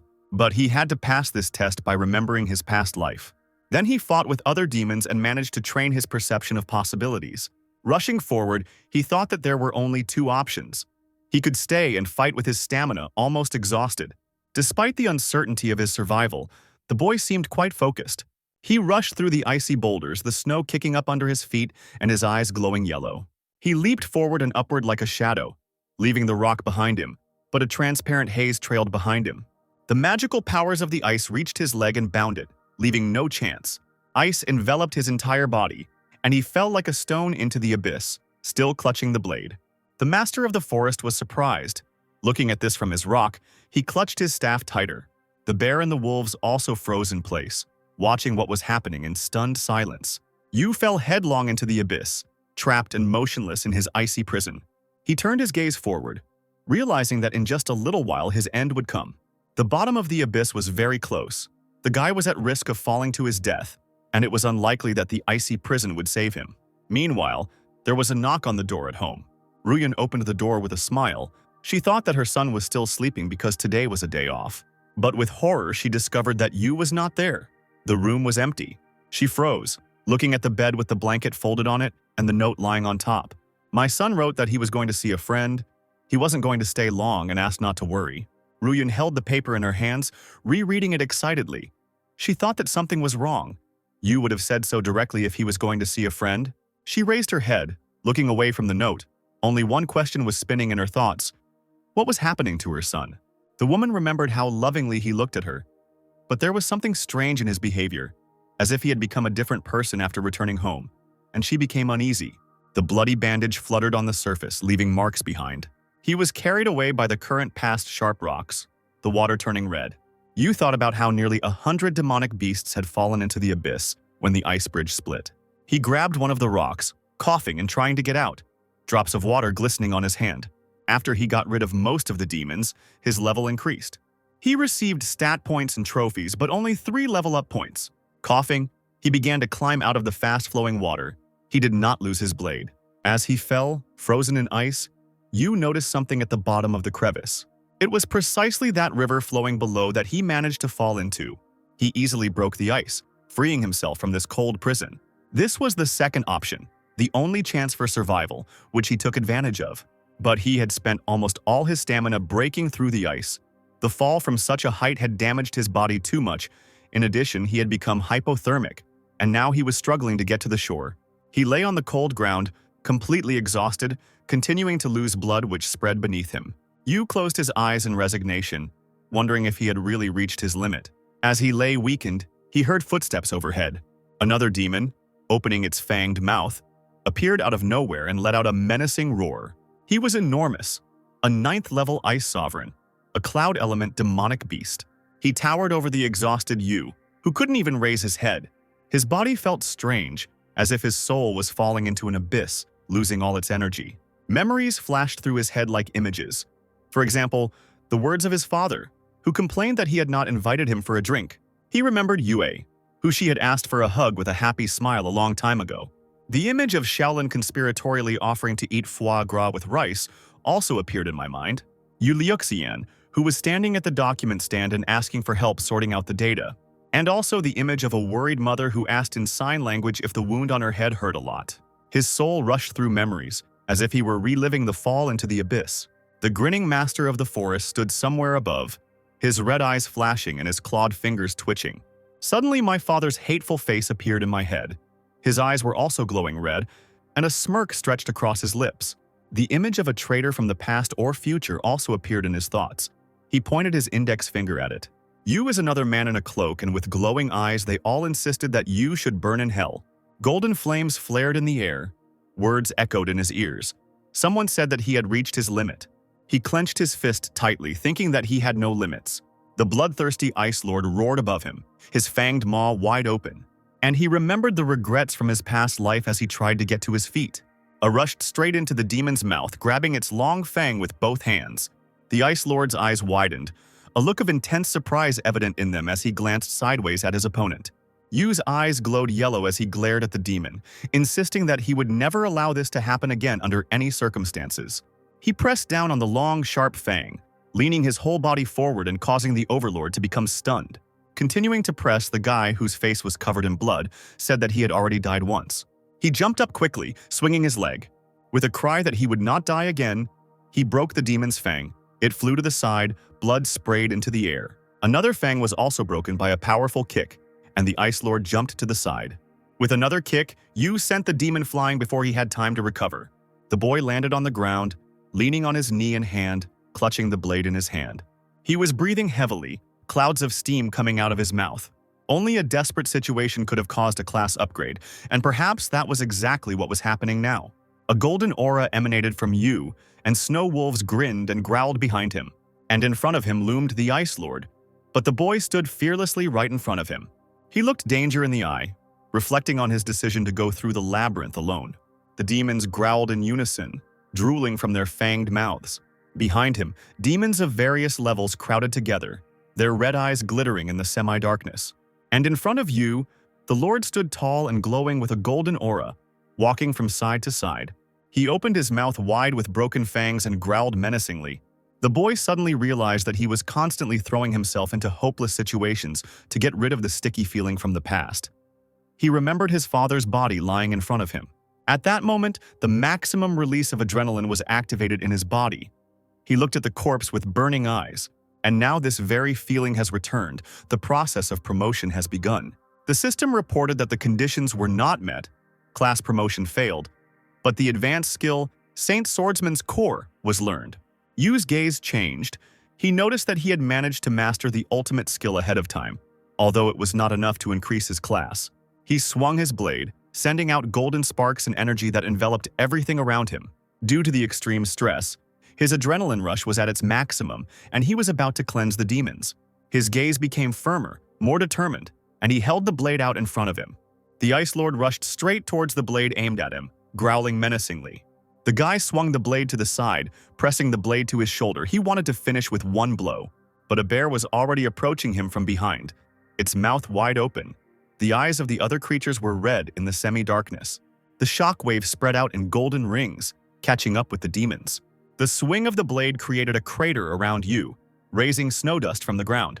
The wave also covered the Ice Lord, who never caught up with his opponent. The guy looked at what was happening from under his bangs and used the Pure Land technique. The bear took fatal damage, giving Yu 64 experience points. The demons died from the shockwave, one after another, their bodies literally cut in half. The Ice Lord also fell dead, blood pouring out onto the ground and his entrails spilling out. Yu's palm lit up, and he received even more profession points for each demon he defeated. There were also enough trophies dropped. His level increased to 9th. He clenched his fist, determined not to stop there, and now that he had the title of Icefield Wanderer, the cold damage was reduced. The guy raised his head, looking at the crevice from which light was penetrating downwards. He was going to deal with another demon. The corpses of the snow wolves were left behind on the icy ground. Yu stood with his back to them, wiping the blade of his sword. He thought about how, as his level increased, it was easier to kill monsters of the same level, and besides, he hardly felt the cold. He walked up to the ice wall and looked up, thinking about the sanctuary that could accumulate all the damage he received and release it on a group of enemies. It was activated only after enough fatigue and damage had accumulated. With his help, his stamina was fully restored, and he climbed up, grabbing onto the ledges. His hands clung to the rocks, and Yu thought only about how to quickly get out and return home so that his mother wouldn't start to worry. The wind howled in the crevice, scattering snowflakes. A small building, resembling a shelter, stood in the middle of the snowdrifts, and the master of the forest and his minions settled in it. The monkeys hung by their tails right under the roof, and the boss settled down at the far end, with torches with a bluish flame standing on either side of him. He sat cross-legged, his eyes closed, his tail raised above his head, and a bag tied with rope lay next to him. The master of the forest opened one glowing red eye, hearing sounds from outside. There was a terrible roar. The monkeys instantly perked up and stared at the falling blocks of ice. Yu stood over the bear's carcass, looking down on the demons and noticing that they had met again. Ruyan looked thoughtfully out the window, wondering where her son could have disappeared to. He had been gone for a long time, and his mother was worried, waiting for his return. There were plates behind her. Fragrant dishes steamed on the table as the woman waited for Yu, wanting him to return safe and sound for dinner. The alarmed monkeys jumped from their seats, moving closer to the exit. A dead bear appeared in front of them, thick white smoke emanating from it. His huge bulk had damaged the structure, and he now lay on a pile of stones and debris. The boy stood on the spiky skin, looking at the surprised demons. The master of the forest remained in his place. Behind Yu, the ground was littered with the corpses of snow wolves, with snow falling on them. The forest master's minions froze in place with clubs in their hands, and he thrust forward a clawed hand. He raised his index finger upward, grinning and flashing red eyes from under bushy gray eyebrows. One of the deputies rushed forward and quickly climbed onto the bear's carcass, approaching Yu. He jumped up, raising his club above him with the intention of delivering a crushing blow. The boy's eyes flashed yellow from under his bangs. He seemed unwavering. He quickly extended his hand with the blade, not allowing himself to be touched or injured. And he cut the monkey in half, blood sprayed into the air, and the club flew out of his hand. The master of the forest stared in amazement at his minion, who had been defeated with such ease. He became angry and jumped up from his seat, pointing his staff towards the enemy. He used the ice storm technique again, and the boulders rained down in bluish sparks. The guy stood calmly in place as sharp shards of ice rushed towards him. With his yellow eyes glowing, he broke through them, now immune to the cold. You reached the boss quite quickly. The cloud element resistance effect and immunity allowed him to break through the magic unharmed. The master of the forest turned around sharply, looking at the bag that had been lying next to him all this time. He instantly opened it and pulled out something that looked like an ice staff. At the end, a pink stone glowed brightly. The minions shielded the master of the forest with their clubs raised, and he pointed towards Yu. They rushed to the attack, trying to prevent the guy from breaking through to the leader. He also rushed forward, his yellow eyes flashing from under his bangs and getting ready to deal with the boss. In this way, he could reach Class D, so with the help of Instant Flash, he bypassed the substitute monkeys. At the same moment, the hand with the staff flew into the air, spraying blood. The master of the forest stared in shock at the wound from which a fountain of blood was gushing. He froze in place, his mouth open. The guy stood in front of him, raising his blade. The boss looked away in shock, and the blood started flowing again. Yu's gaze was firm and cruel. He had no plans to retreat, wanting to achieve his goal. His hand struck again and again. He looked sternly at his opponent, saying goodbye to him. His blade glowed golden, sending sparks and flashes in all directions, leaving new wounds on the boss's body. The guy landed on his knees and hand. He successfully dealt with the leader of the 11th level Cloud Mages. The master's minions stood before him, but he had upgraded his class and it was no problem for him to defeat them. D-Class Nuclear Warrior. All stats have increased by 100%, and his level has increased to 11th. The system reminded him to collect trophies. He looked down in surprise when she also announced that a new profession was about to awaken. A flash of insight appeared in Yu's eyes. He had completely forgotten about it, which meant that enough cloud element energy had accumulated. The wind ruffled his hair, a red aura formed around him. The blade also turned red in his hand, and he glanced at it. He stared in front of him, dumbfounded, as the system informed him that he had acquired the Cloud Mage rank 1 profession, and he could change his profession at any time. On the ground beneath his feet lay a D-class mage's weapon, the magic stone, and a magic bag of the same rank. He leaned over and the dead boss's henchmen looked at him questioningly, watching. The boy picked up the prey from the ground, and the monkeys backed away in fear when they saw it. Eyes lit up. A grin appeared on her face, and red smoke floated around her. He raised his hand, intending to deal with the minions of the master of the forest. The wind caught his locks of hair. Something predatory flashed in his gaze. He successfully switched to Cloud Mage mode. Gripping the magic staff more tightly, Yu grinned and said that he would try out a new profession that he had never had before. Ruyan was sitting on the sofa at home. Cold dishes were still on the table, and the clock was already 5 in the morning. She clutched her own hand, lowering her head, strands of hair falling over her face. The door creaked. Yu stood on the threshold of his own house. He tried to pass unnoticed. The woman's eyes widened and tears glistened in them. She jumped up from the sofa and turned around, her gaze worried and agitated. The guy stood on the threshold with a bag in his hands. He greeted his mother. There was a smile on his face. His mother rushed towards him, hugging her tightly, and he placed his hand on her back, continuing to smile. Ruyan closed her eyes, tears streaming down her face. Yu noticed that she had been waiting for him the whole time and hadn't even eaten. However, the guy was beaming and suddenly announced that he had an offer to move away from his father. Thanks to the magic bag, he obtained about a dozen of the most valuable artifacts. He managed to find an interested buyer with whom he immediately met. He looked at the red stone with a grin. He offered his own amount, but Yu insisted on more. He calmly took the artifact away when the buyer began to get indignant and decided to leave. But he still managed to bargain and sell the trophies for the amount he needed. And he left the place of the transaction satisfied, leaving behind the greedy buyer. Counting his money on the way home, he decided that he would use this money to rent a nice place for his mother. When they found the apartment, Ruyan looked surprised, and a friendly realtor stood behind her. Mom looked around the beautifully furnished room. Yu watched this. He just wanted her to enjoy life. As he was making the deal, the woman heard the rent price and waved her hand, thinking to stop it all. However, they moved anyway, and now the guy watched his mother cook with a satisfied smile. He sat on the bed in his new room and thought about how he had managed to sort out his housing, transferred to Class DE, and even received a new profession. While working on the artifact with a knife, Yu thought that his father was still in prison, so he couldn't relax. He looked down, realizing that until everything was completely settled, he couldn't calmly take revenge. Then he stared at the bracelet with the magic stone on his wrist, deciding to return to school tomorrow. The guy clenched his fist and smiled decisively.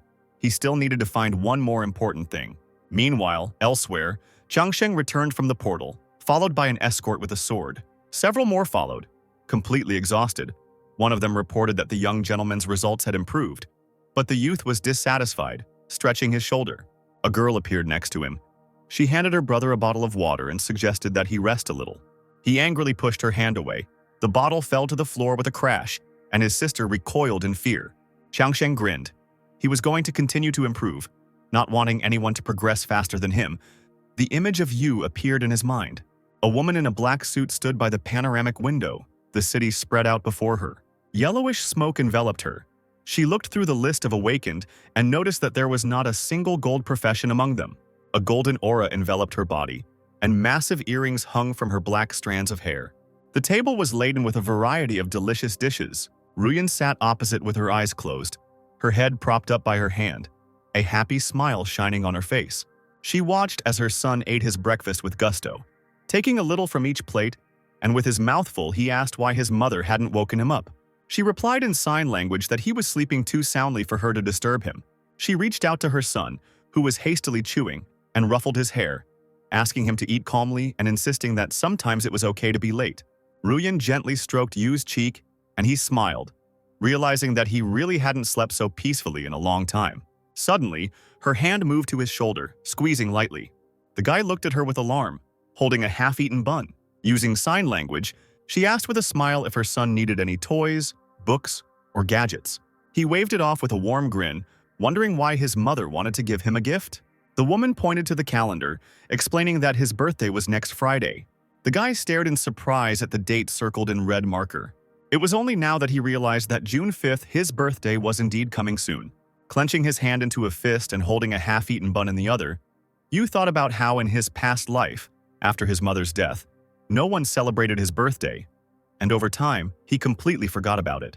Taking a bite out of a delicious bun, the guy tried to figure out if there was anything at all that he wanted. But looking at his happily smiling mother, he decided that he already had everything he wanted. While calmly and silently eating a bun, he did not stop delving into his own thoughts. His eyes lit up at the thought that he just needed to reach the next goal. Yu intended to kill the traitor from his past life, the one who had destroyed his team and dealt with him. The sun was shining over the Academy of the Awakened. The teacher's voice asked if the students had rested over the weekend. A man with a stern look spoke of preparations for a combat simulation. He announced that the Divine Guild was in control of the academy and would be watching their every move, and the students listened attentively. The teacher continued to talk about what awaited them. Some looked scared, others, on the contrary, were in anticipation. But Yu listened calmly. The man gave a thumbs up, saying that the best participant in the simulation would get a chance to join the level up with the high school, and that was the most important thing. This was the annual and most direct opportunity to enter the Divine Guild, and the students' mouths opened in delight. The teacher folded his arms across his chest, his gaze still stern, and explained that the school was selecting the best students from the middle and high school levels to send them to Shengyi, the headquarters of the Divine Guild. Standing in the crowd, Yu frowned. The words about Shenghe, bringing back memories. An image of a smoking man in a prisoner's uniform appeared in his head, because he had met him, the master, in Shenghe in his past life. It was also the birthplace of the traitor who destroyed his squad. Yu's eyes lit up. He came to the conclusion that he needed to get a high score on the assessment and get into the level up stage. Then, he would be able to quickly find the killer from the past. His classmates began to buzz excitedly, sharing their feelings about the approaching assessment. The teacher pointed to the double doors, announcing the start of official training. He explained what was behind the doors and gave the students the task of completing 10 shuttle runs, with the students lining up one after the other. Staring ahead, Yu suddenly frowned, clearly not pleased with the prospect of training there. A huge line formed in front of him, and the teacher watched as the students filed inside. Approaching the man, the guy suddenly said that he didn't want to train in this gym. Yin and two of Yu's classmates turned around and stared at him in surprise. The teacher lowered his displeased gaze, turning his attention to the student who had approached. He suddenly started talking about Yu's conflict with Cheng Sheng, claiming that his victory over the red professional did not give him the right not to train. But the boy said he wanted to undergo more specialized training, and this shocked the teacher. Looking down unkindly, the man suggested that the student thought his training method was wrong. But Yu began to explain that shuttle running was only suitable for those professions that required speed and coordination. He believed that it was better for magicians and spellcasters to enter the Hall of the Elements and train their control over them. The teacher loomed over the boy, his face darkening as he thought he dared to tell him how to do his job. Yin and the bespectacled man stared at Yu, and the girl suddenly thought that her classmate was talking about the training method of instructor Dongyang from the Divine Corps. However, she herself learned about this completely new method by accident and decided that the guy was thinking in the same direction as the man. The bespectacled boy began to whisper advice to his friend to think about the teacher's feelings and not to contradict the school's most authoritative coach, while they stood and looked at each other. To his horror, the teacher suddenly placed his hand on Yu's shoulder, addressing him. But the man's face softened and he smiled, calling the training method the student was talking about quite interesting. The bespectacled man exhaled with relief, pressing his palm to his chest, sweat glistening on his face. However, the trainer began to explain why it would be difficult to take into account the characteristics of each student in a short period of time. He looked back at the crowd of students lined up in front of the door to the hall. They went in there one by one, and the man, watching this, summed up that choosing the future for the student or letting him choose for himself is a big dilemma. Yu stood and looked next to him. He reflected on the fact that in his past life, despite the unfortunate situation of his family, he was lucky to meet many good teachers, thanks to whom he did not grow up so lost. He looked up at the coach and asked him to trust him, assuring him that he would not let him down at this graduation performance, but he immediately stared at him. The man asked how he wanted to train and clarified his profession. The guy pointed his finger to the side. He asked to set the neutralization of the elements in the Hall of the Elements to maximum. His comrades looked at the doors to the hall with interest, The teacher folded his arms across his chest, greatly surprised. The boy rubbed the back of his head, looking away. He lied that he wanted to balance his abilities and challenge his weaknesses, because he couldn't directly say that he wanted to train as a mage. Yin raised her hand, wanting to go to the same hall.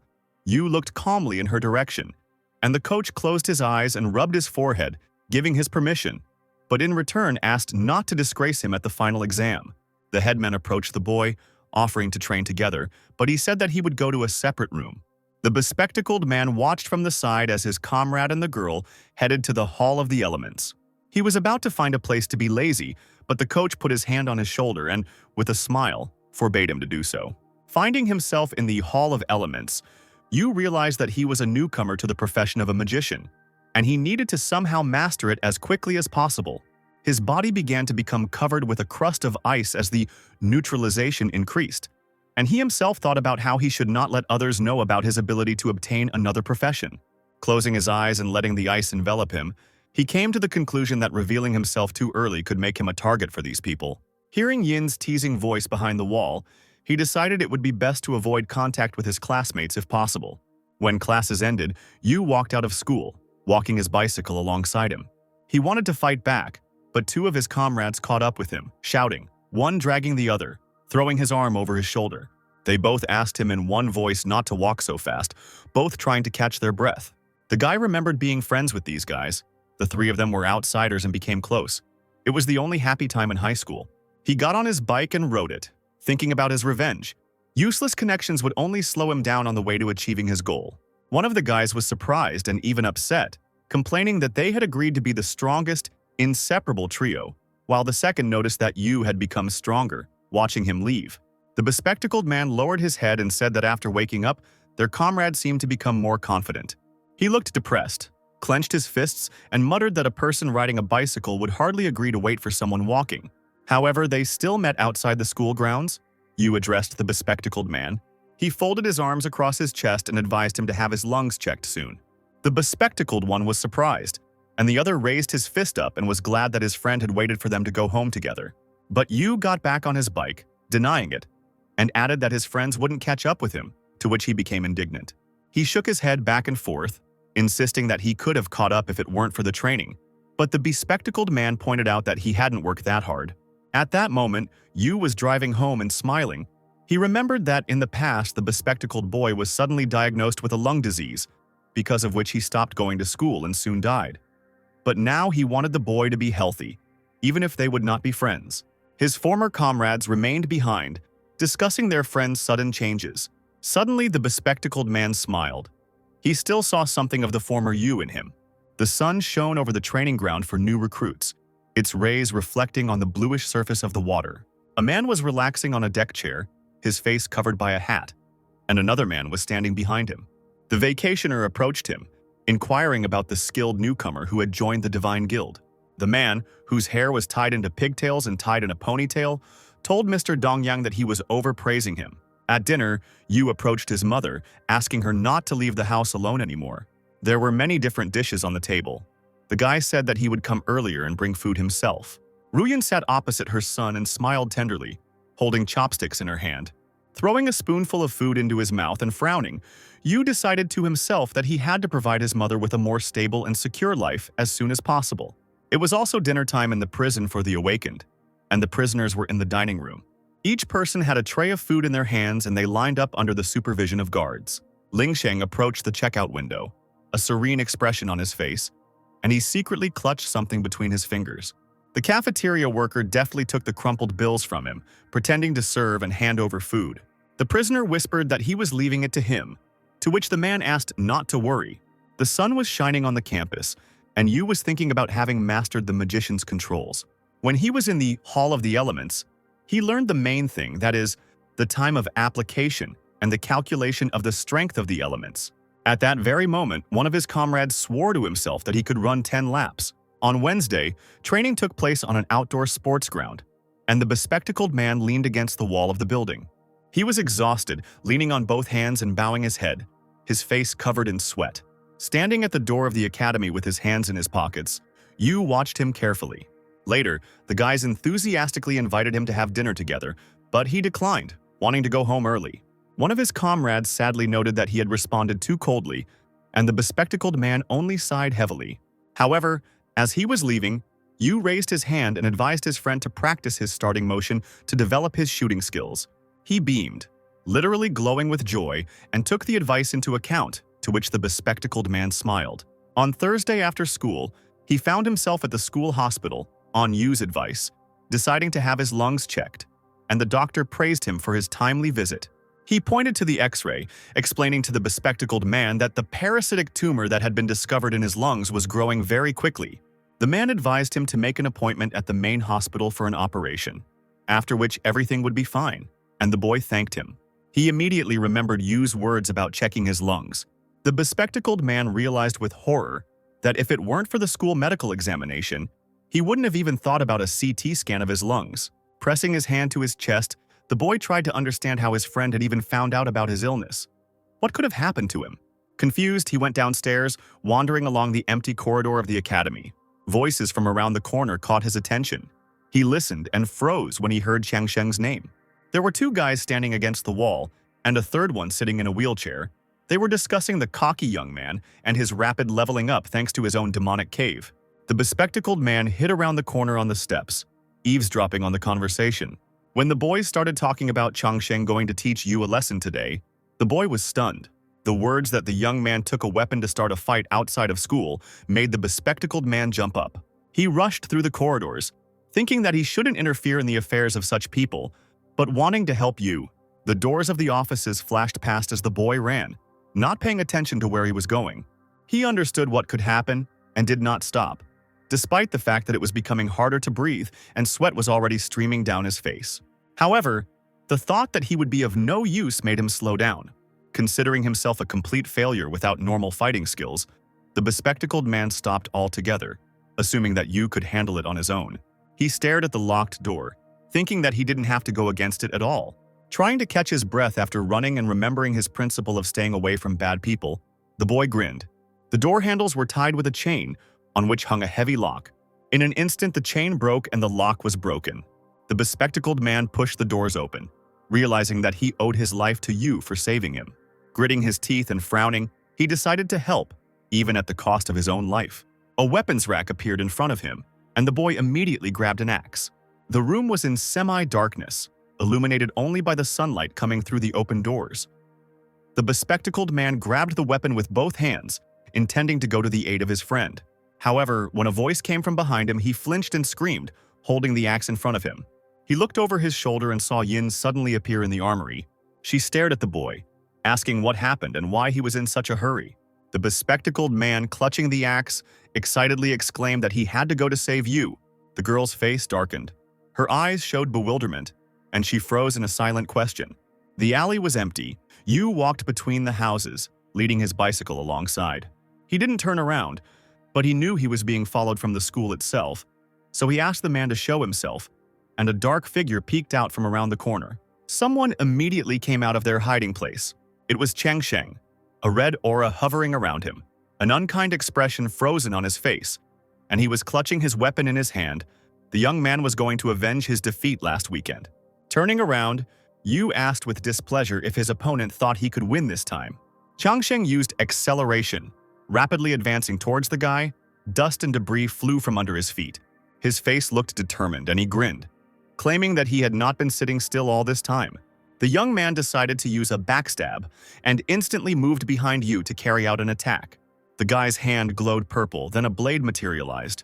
He instantly brushed off the blow without even turning around, which greatly surprised Chang Sheng. The young man opened his mouth, looking at his opponent in horror. He realized that his attack power was higher. He thought it was impossible, but Yu glanced over his shoulder at him, his eyes glowing yellow. Having said that not only the enemy had become stronger, the guy sharply waved his hand, pointing the blade at him. Chang Sheng's eyes widened and he froze, looking at Yu in horror, sweat streaming down his face. He glanced fearfully at the blade, the tip of which had entered the ground next to his head, the enemy's hand squeezing his throat.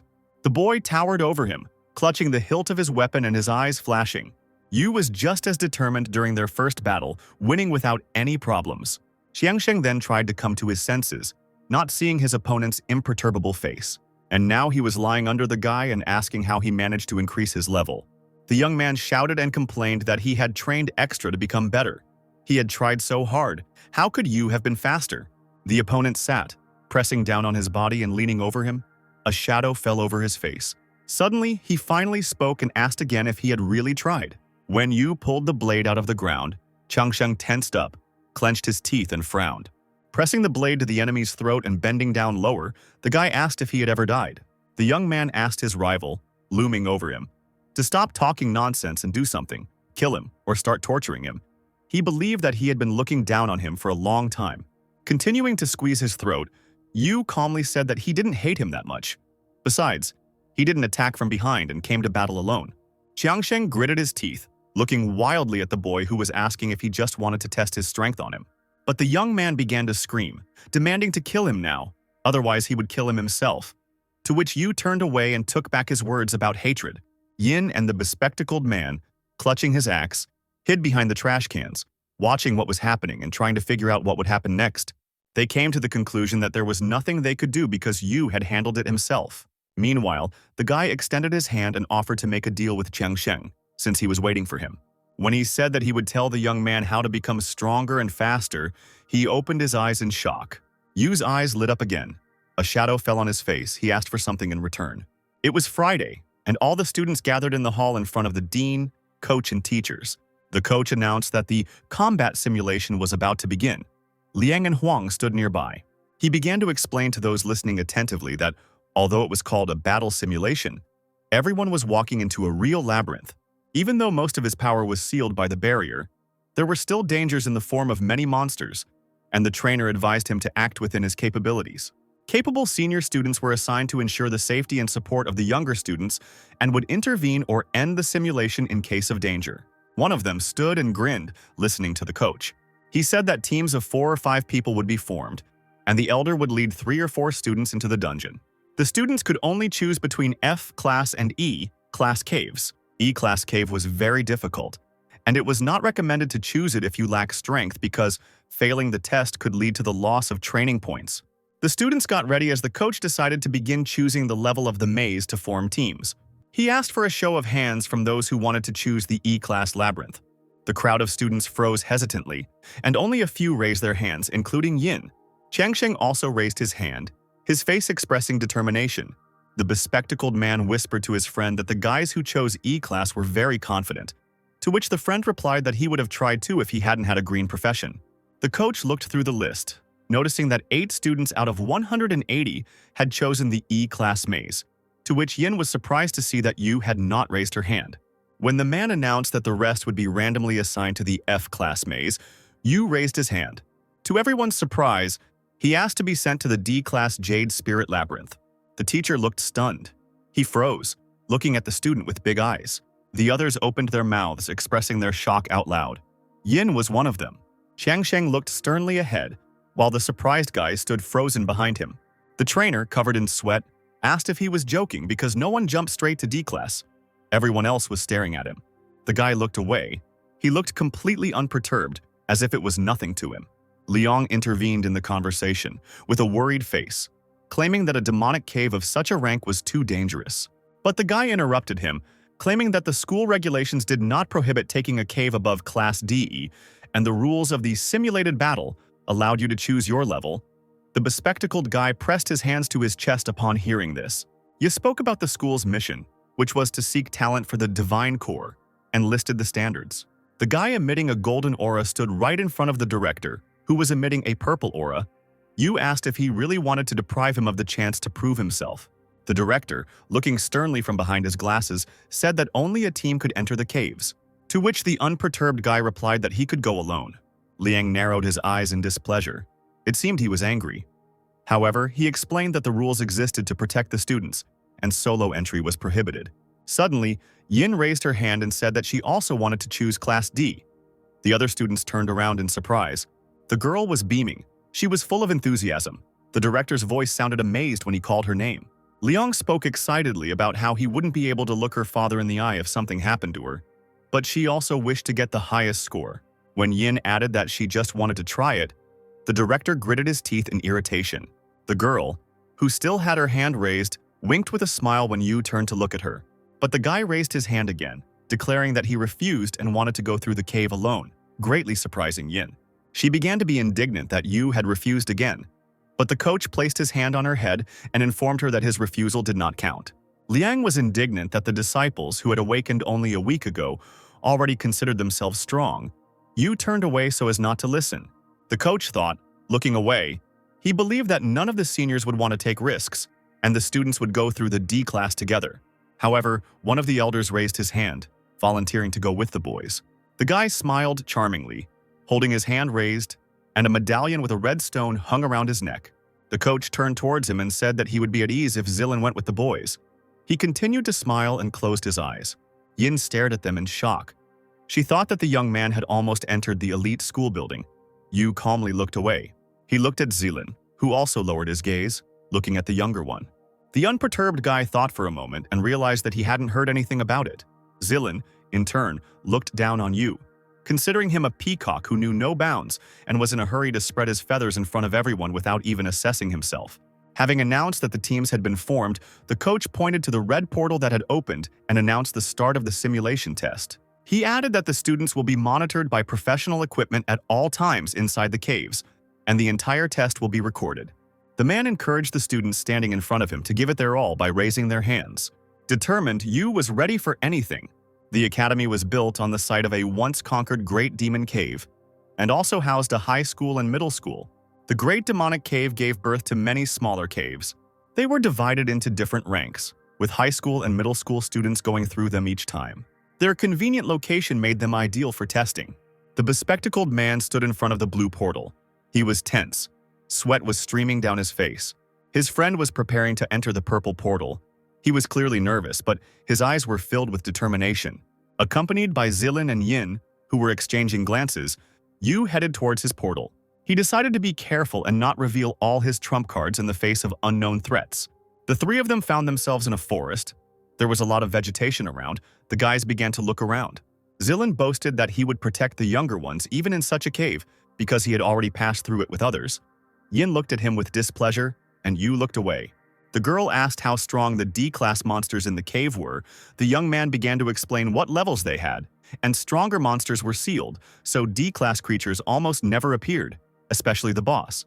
However, he asked not to underestimate high-level E-class monsters. He said that their attack power and speed could be overwhelming, and the girl was just a trifle to them, to which she stared at him in surprise. The young man assured her that he would try to find weaker monsters for her so that she could earn points. Since he, as an elder, would not let a newbie get hurt, Yu was not interested in their conversation, rushing forward. Zilin noticed this and looked at him in confusion, raising an eyebrow. Pointing his finger at the departing guy, he said that he could provoke the monsters if he ran that far. When Yu said that the young man talked too much, he frowned and opened his mouth in displeasure. The guy turned around and asked to follow him silently, without needing help. An irritated Zilin froze in place, grimacing at the younger man's self-confidence, while Yin stared at her classmate in surprise. The trio walked forward through the forest. All of this was broadcast live. A crowd had gathered on the academy grounds, everyone watching the simulated battle on the screen. In a special room, teachers watched this on the same screen. Director Liang sat on a chair, and the coach stood behind him with his arms folded across his chest. Meanwhile, in Ultima Campus, they were also watching the broadcast. The deputy, leaning against the wall, advised the captain to take a look. The young man smiled charmingly and announced that one of the younger ones had chosen a D-class dungeon. The girl who was the captain also smiled and asked what type he was. She sat in a chair with her legs crossed, and the deputy said that the guy was a green warrior. The bespectacled man diligently waved his tambourine, shouting at the monster not to come closer. The rest of his team fought the bats while he stood aside. The girl standing next to him advised him not to be so nervous and to do his job as a spell reader, but the boy was simply terrified. The Firecats joined the bats. All demons were F-class. The bespectacled man froze in horror as the monsters rushed towards him, asking how an F-class cave could be so scary. Meanwhile, in the E-class cave, the fanged demons were attacking others. Besides the E-class star leopards, there were F-class fierce fangs. The students were injured. One of them was sitting next to another, inquiring about his condition. The demons were advancing on them. Qiangsheng turned sharply to his comrades and shouted that he would cope himself if they were unable to. A red aura glowed around him, his stats rising as he furiously stabbed the blade of his weapon into one of the monsters. Meanwhile, Yu, with an unperturbed face, dealt with the demons in his cave. He had just cut off the head of an E-class enraged mana and received 30 experience points for it. The guy stood and looked at the blood gushing in all directions, pulling his blade back. This was not the first demon of this type. Several dead mains were already lying on the ground in pools of their own blood. In the middle of all this stood Yu with his blade, a green aura hovering around him. Yin enthusiastically asked the calm guy how he managed it. The stunned Zealand stood behind. The camera continued to film their actions. Huge spiders crawled out from behind the trees, their red eyes flashing. Yu began to explain to the surprised girl that all the monsters here were sealed and could only use half of their power, so it wasn't that difficult to deal with them. Yin admired the fact that the guy was fighting with a whole crowd even in such conditions and noticed that she was far behind him, while he calmly walked next to her. He sped up, moving forward and saying that there was no need to compare yourself to others, and she continued to admire him. Looking over his shoulder at her, he advised her to just be herself. She closed her eyes and hugged her book to herself, on the cover of which a green stone glittered, while Zealand frowned with displeasure behind her. His eyebrows were drawn together. He was infuriated that the younger one had taken all the credit for himself. Looking down at the guy, he advised him not to get cocky and be more careful. Yin immediately glanced sideways at him. He began to give orders with authority, like an elder, but Yu interrupted him. He announced that he would take the left flank, angering Zealand even more. Yin watched her classmate go. Behind us was the sealed entrance to the cave and the corpses of animals. The trio moved on to deal with the other monsters, the camera following them. Ahead of the team, demons were already waiting, hiding in the dense bushes. Zealand's face took on a rather unpleasant expression. He was furious that Yu had ignored him again, and he told Yin that the monsters on the right were weaker. He asked if she could cope alone. The elder froze to the side and thought about the guy's disrespect. They stood among the trees ready for battle. Yu said that the simulated battle was testing everyone's abilities, and she also came to the test. He asked the girl if she didn't want to get a good result, and she looked at him in surprise. His words were inspiring, and Yin enthusiastically replied that she could handle it. The younger ones went off in different directions, getting ready to deal with the demons, while Zealand remained in place among the corpses of the others. He watched Yu go, realizing that he didn't want to communicate in a friendly manner. In this case, the young man decided to act badly. A bow materialized in his hand, glowing golden. Those watching the events on the monitors were surprised that Yu had single-handedly dealt with so many E-rank monsters. The teachers stared at the screen. One of them asked what level the boy was now. The second didn't know for sure, only guessing that it was E3 or even E4. Besides, he himself took on some monsters and sent Yin to the monsters on the right. The man noted that the boy had made the right tactical decision, apparently understanding the situation as a whole. The coach silently looked at the screen, not interfering in the conversation. He suddenly remembered how confident Yu had been during their first training session. With a smile, the coach realized that his student had not just been bragging that day. While dealing with the demons, Yu thought, realizing that he had immediately noticed the star monsters crawling out of the right cave. He stood on the demon's huge fangs, calmly swinging his blade. To the side, dead spiders lay in pools of their own blood. Yin held the book in her hand, reciting spells, while Yu thought about how low-level star monsters were vulnerable to her plant element. Another huge spider appeared right behind the girl, opening its fanged mouth. But Yin used the wall of vines technique, and the green shackles immediately reached out to the demon. The student repeated, her face covered in sweat, but there was no fear in her eyes. The vines wrapped around the monster's body. Yin used poison effect and used magic to tighten the bonds. Blood spurted from the spider's wounds. The girl stood looking at the book. Having dealt with the monster, she received experience points. She was pleased that she had managed to defeat the demon again. Yu watched his classmate run forward in delight, and he thought about how magicians who reached E-class received their professional skill. For Yin, this meant creating a poisonous wall of plants. The plant mage's skill, Wall of Vines, allowed one to quickly grow a web of vines with poisonous thorns. He suddenly noticed that his classmate was clearly talented. She looked confident, and there was not a drop of fear in her eyes. Yu stood in front of the seal, on which 5 multicolored lights lit up. He intended to seal the D-class monsters. Looking back at Yin, standing with a book in her hands, he came to the conclusion that she would cope with the rest. The guy realized that at this rate, even during a live broadcast, he would be able to hide his true strength and get a high score. Looking at the seal, he thought that the spectators might interfere with the next part of the plan. Zealand was angry watching this. The younger ones clearly thought they were the smartest. Both dealt with the monsters without much trouble, and he was offended that he was not taken into account. The seal glowed red to the side, and the young man was indignant that the students were able to rely completely on themselves. Holding a golden glowing bow, he pointed it towards where Yin stood, her vines twining beneath her feet. Wanting to show his strength to the younger generation, he used the arrow of light technique. The arrow flashed past Yin, who was frozen in surprise, in a golden flash. She flew like lightning straight into the dark cave. The elder shrugged, saying that he wanted to put a buff on her, and asked why she dodged. She looked at him dumbfounded, unable to answer anything. Suddenly, something flashed in the cave, and the glowing silhouette of another monster appeared. The demon jumped out of the cave. The wind picked up the sparks emanating from him. He rushed towards Yin, who stood with her back to him. It was a level 11 double-headed maned lion, its eyes glowing as it roared, frightening the girl. Yu turned around, staring tensely at the direction the noise was coming from. The vines entangled the lion's body. He continued to roar and tried to break free, emitting flames. Yin held him back with her magic, but a shadow of fear appeared on his face. Because of the lion's burning skin and mane, the vines began to tear, freeing the demon. He opened his mouth wide, long fangs flashing right in front of the frozen Yin. She looked at the monster in horror, realizing that the lion would tear her apart right now. Zilin chuckled to himself as he gripped his bow, a victorious grin appearing on his face. With lightning speed, Yu took off, kicking up dust as he used swiftness, which temporarily increased his speed by over 50%. He jumped high into the air, a green aura enveloping his body, and the swing of his blade tore through the gloom with a golden flash. The lion raised one of its heads, continuing to roar loudly and emit flames. But something else caught Yu's attention, and he glanced over his shoulder with concern. The monster's second head rushed towards Yin, who recoiled in panic. In a flash, Yu was there, shielding the girl and striking the demon with his blade. He dropped to the ground. He managed to wound one of the heads. The second continued to growl. Yin stood behind, looking at the monster with a firm gaze and holding the blade in front of him. The guy tried to understand how it could be so fast. Yin carefully peered out from behind his back. Zilin watched this from the side and smirked. He knew this dungeon very well.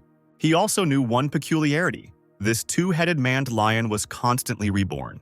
In addition, the effect of the light arrow was that gravity was reduced tenfold. Damage and speed were greatly increased, and now the lion stood right in front of Yu.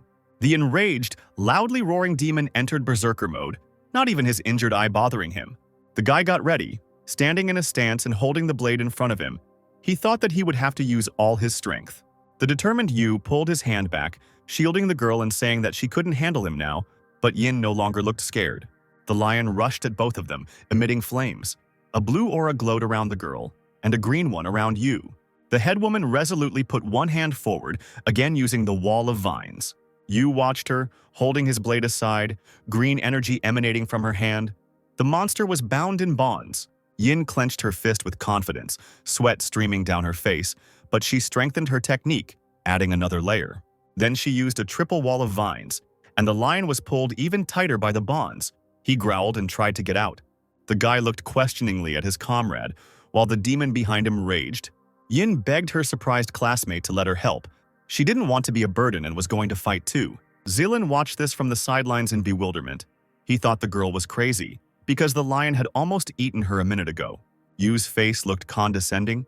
He noticed that the girl quickly came to her senses. She clenched her fist and replied that she had not trained hard to lose, the camera flying behind her. Then, turning her gaze to the guy, she smiled, saying that she definitely wouldn't die next to him. Yu turned back to the lion. He warned the village chief that her elemental power was limited after using 3 layers of the skill, and she couldn't waste it anymore. But the girl knew about it. However, she remained confident. The guy thought and suddenly remembered Yin from his past life. She was already shining in middle school, dreaming of entering the Divine Guild and becoming a divine officer. And despite her influential family, she was kind to everyone, but being the head woman, she approached everything seriously and responsibly. But after that, he lost sight of her, assuming that the girl had continued to live a normal life, perhaps gotten married. Right now, Yin was someone he could trust to stand by his side, and if nothing happened, he could pass the test by hiding his true strength. Zilin watched from the side as the lion raged against the younger ones, gloating, believing that their strength was not enough. Clenching his jaw and frowning, he thought that a real fight couldn't be carried out with confidence alone, and with their levels they wouldn't be able to handle a reinforced D-class beast. He pulled his hand away, His face darkened, his lips spread into a bloodthirsty grin, and his eyes lit up. Leo managed to break free completely, trying to reach Yin and Yu, blood still gushing from his eye. The boy prepared for the attack, but first gave instructions to his classmate. She clutched her book, accepting his words. As the monster rushed forward, emitting flames, the students jumped back in different directions. However, the lion caught up with Yu. The boy turned around and realized that by wounding the monster, he had become its main target. He rushed towards the lake ahead, but the demon ran after him. His speed was too high. The lion stopped, continuing to roar. He lowered his head, looking down. The boy dived into the water, holding a blade in his hand and swimming down, aiming for the bottom. But the demon jumped after him, quickly catching up with Yu. But the flame around him went out. The fanged mouth was too close. The guy turned around and shouted, addressing the girl. A huge fang was about to touch him, and panic flashed in the guy's eyes. Yin immediately used the wall of vines, and they bound the monster's huge body, pulling it out of the water. The girl stood on the shore and held the lion in the air, not allowing him to return to the water. He growled deafeningly, saliva dripping from his long fangs and his eyes glowing. Yin used the technique again.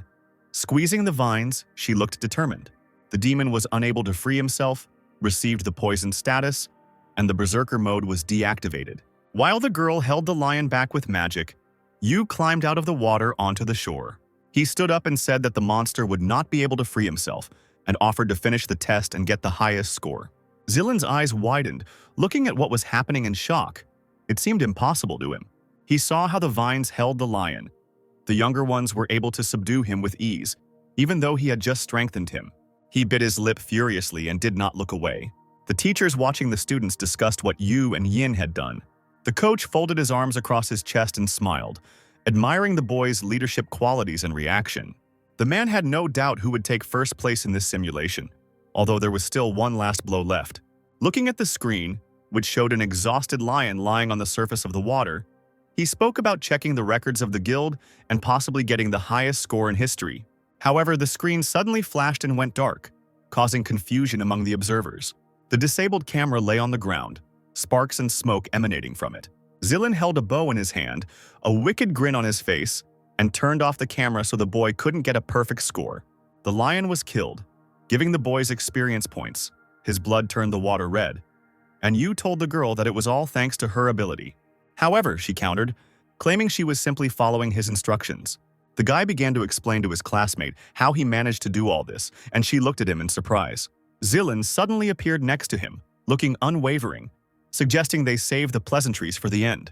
He turned around, irritably claiming that he was fed up with everything, and the younger ones turned around, looking after him.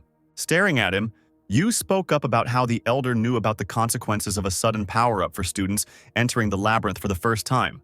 Zilin countered, claiming that he had originally intended to strengthen the girl, but she had dodged it, to which the boy called his skills terrible. The young man turned around, looking at him angrily from under his brows. "You're an archer, right? Is that all your aim can do?" Yu asked boldly, looking at him. Yin also joined the conversation, clearly displeased. It was no longer a surprise to her that Jelena had not been accepted into the elite school team. Clutching his bow in his hand, he turned around and angrily asked what they were talking about. The juniors stood in front of him. Yu looked determined, and Yin clenched her fists. Gritting his teeth and frowning, he looked down angrily. Zilin lowered his hand, and the bow dissolved into thin air, sparkling with yellowish sparks. He turned his back to them again, ending the conversation and walking away. The boys watched him as he moved forward towards the red flashes sparkling in the darkness. Yu's attention was drawn to a broken camera lying to the side. Yin was standing behind. She was irritated by the way her elder was acting, but noticed her classmate sitting on the ground with parts in his hands. He looked at the broken camera and thought, realizing that Zilin was trying to prevent them from getting a perfect score, but now he had enough time because no one could see. And the other groups were far away.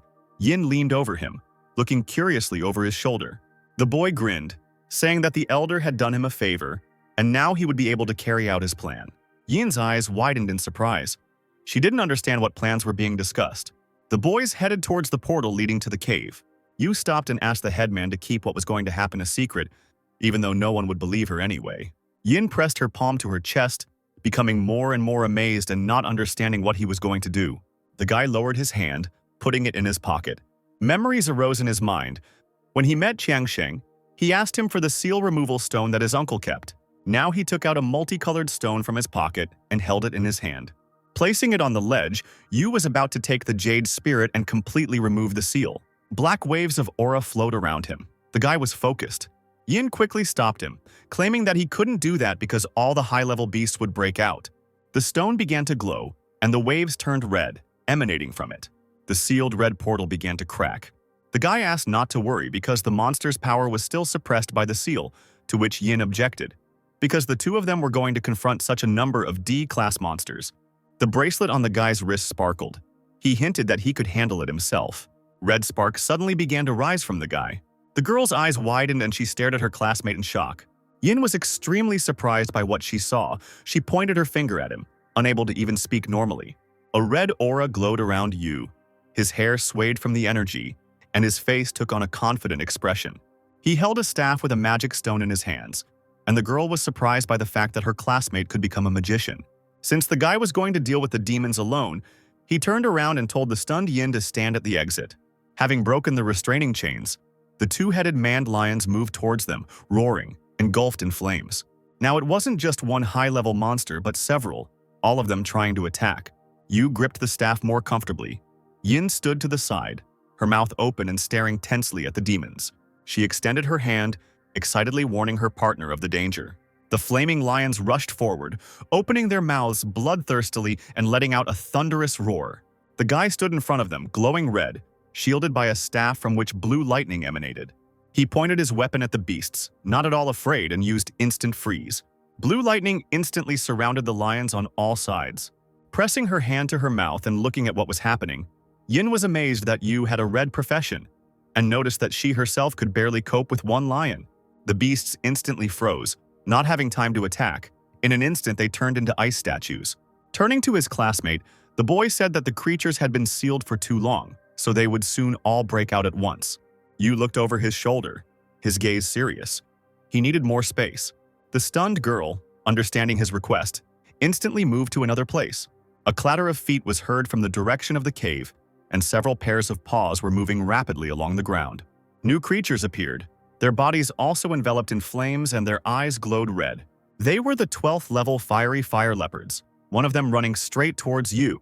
He swung his staff again, managing to dodge the demon's attack, despite the beasts being D-class, weakened by their long confinement.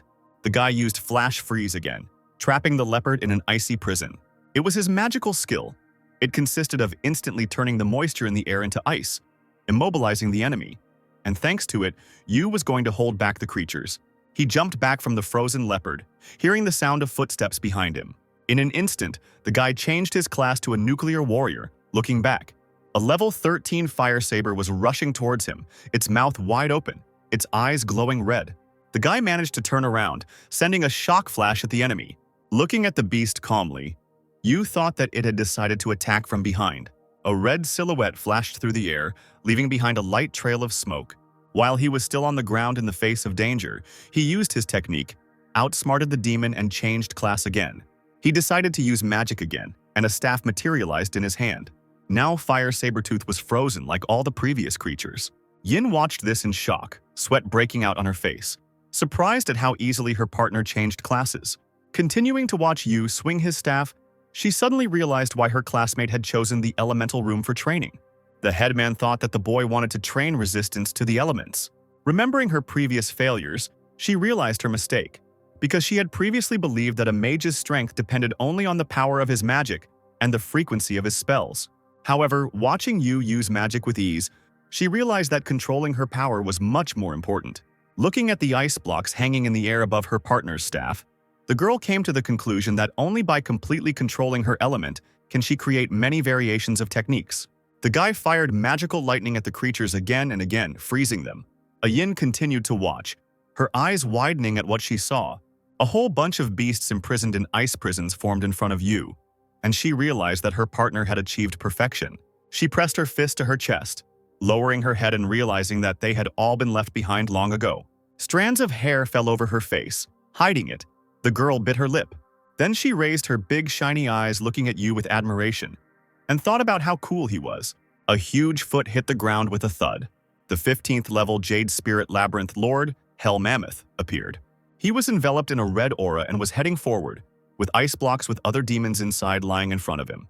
Yu grinned when he saw the boss. He was waiting for him to appear. The mammoth had spikes on its back, its eyes glowed red, and it made a deafening sound.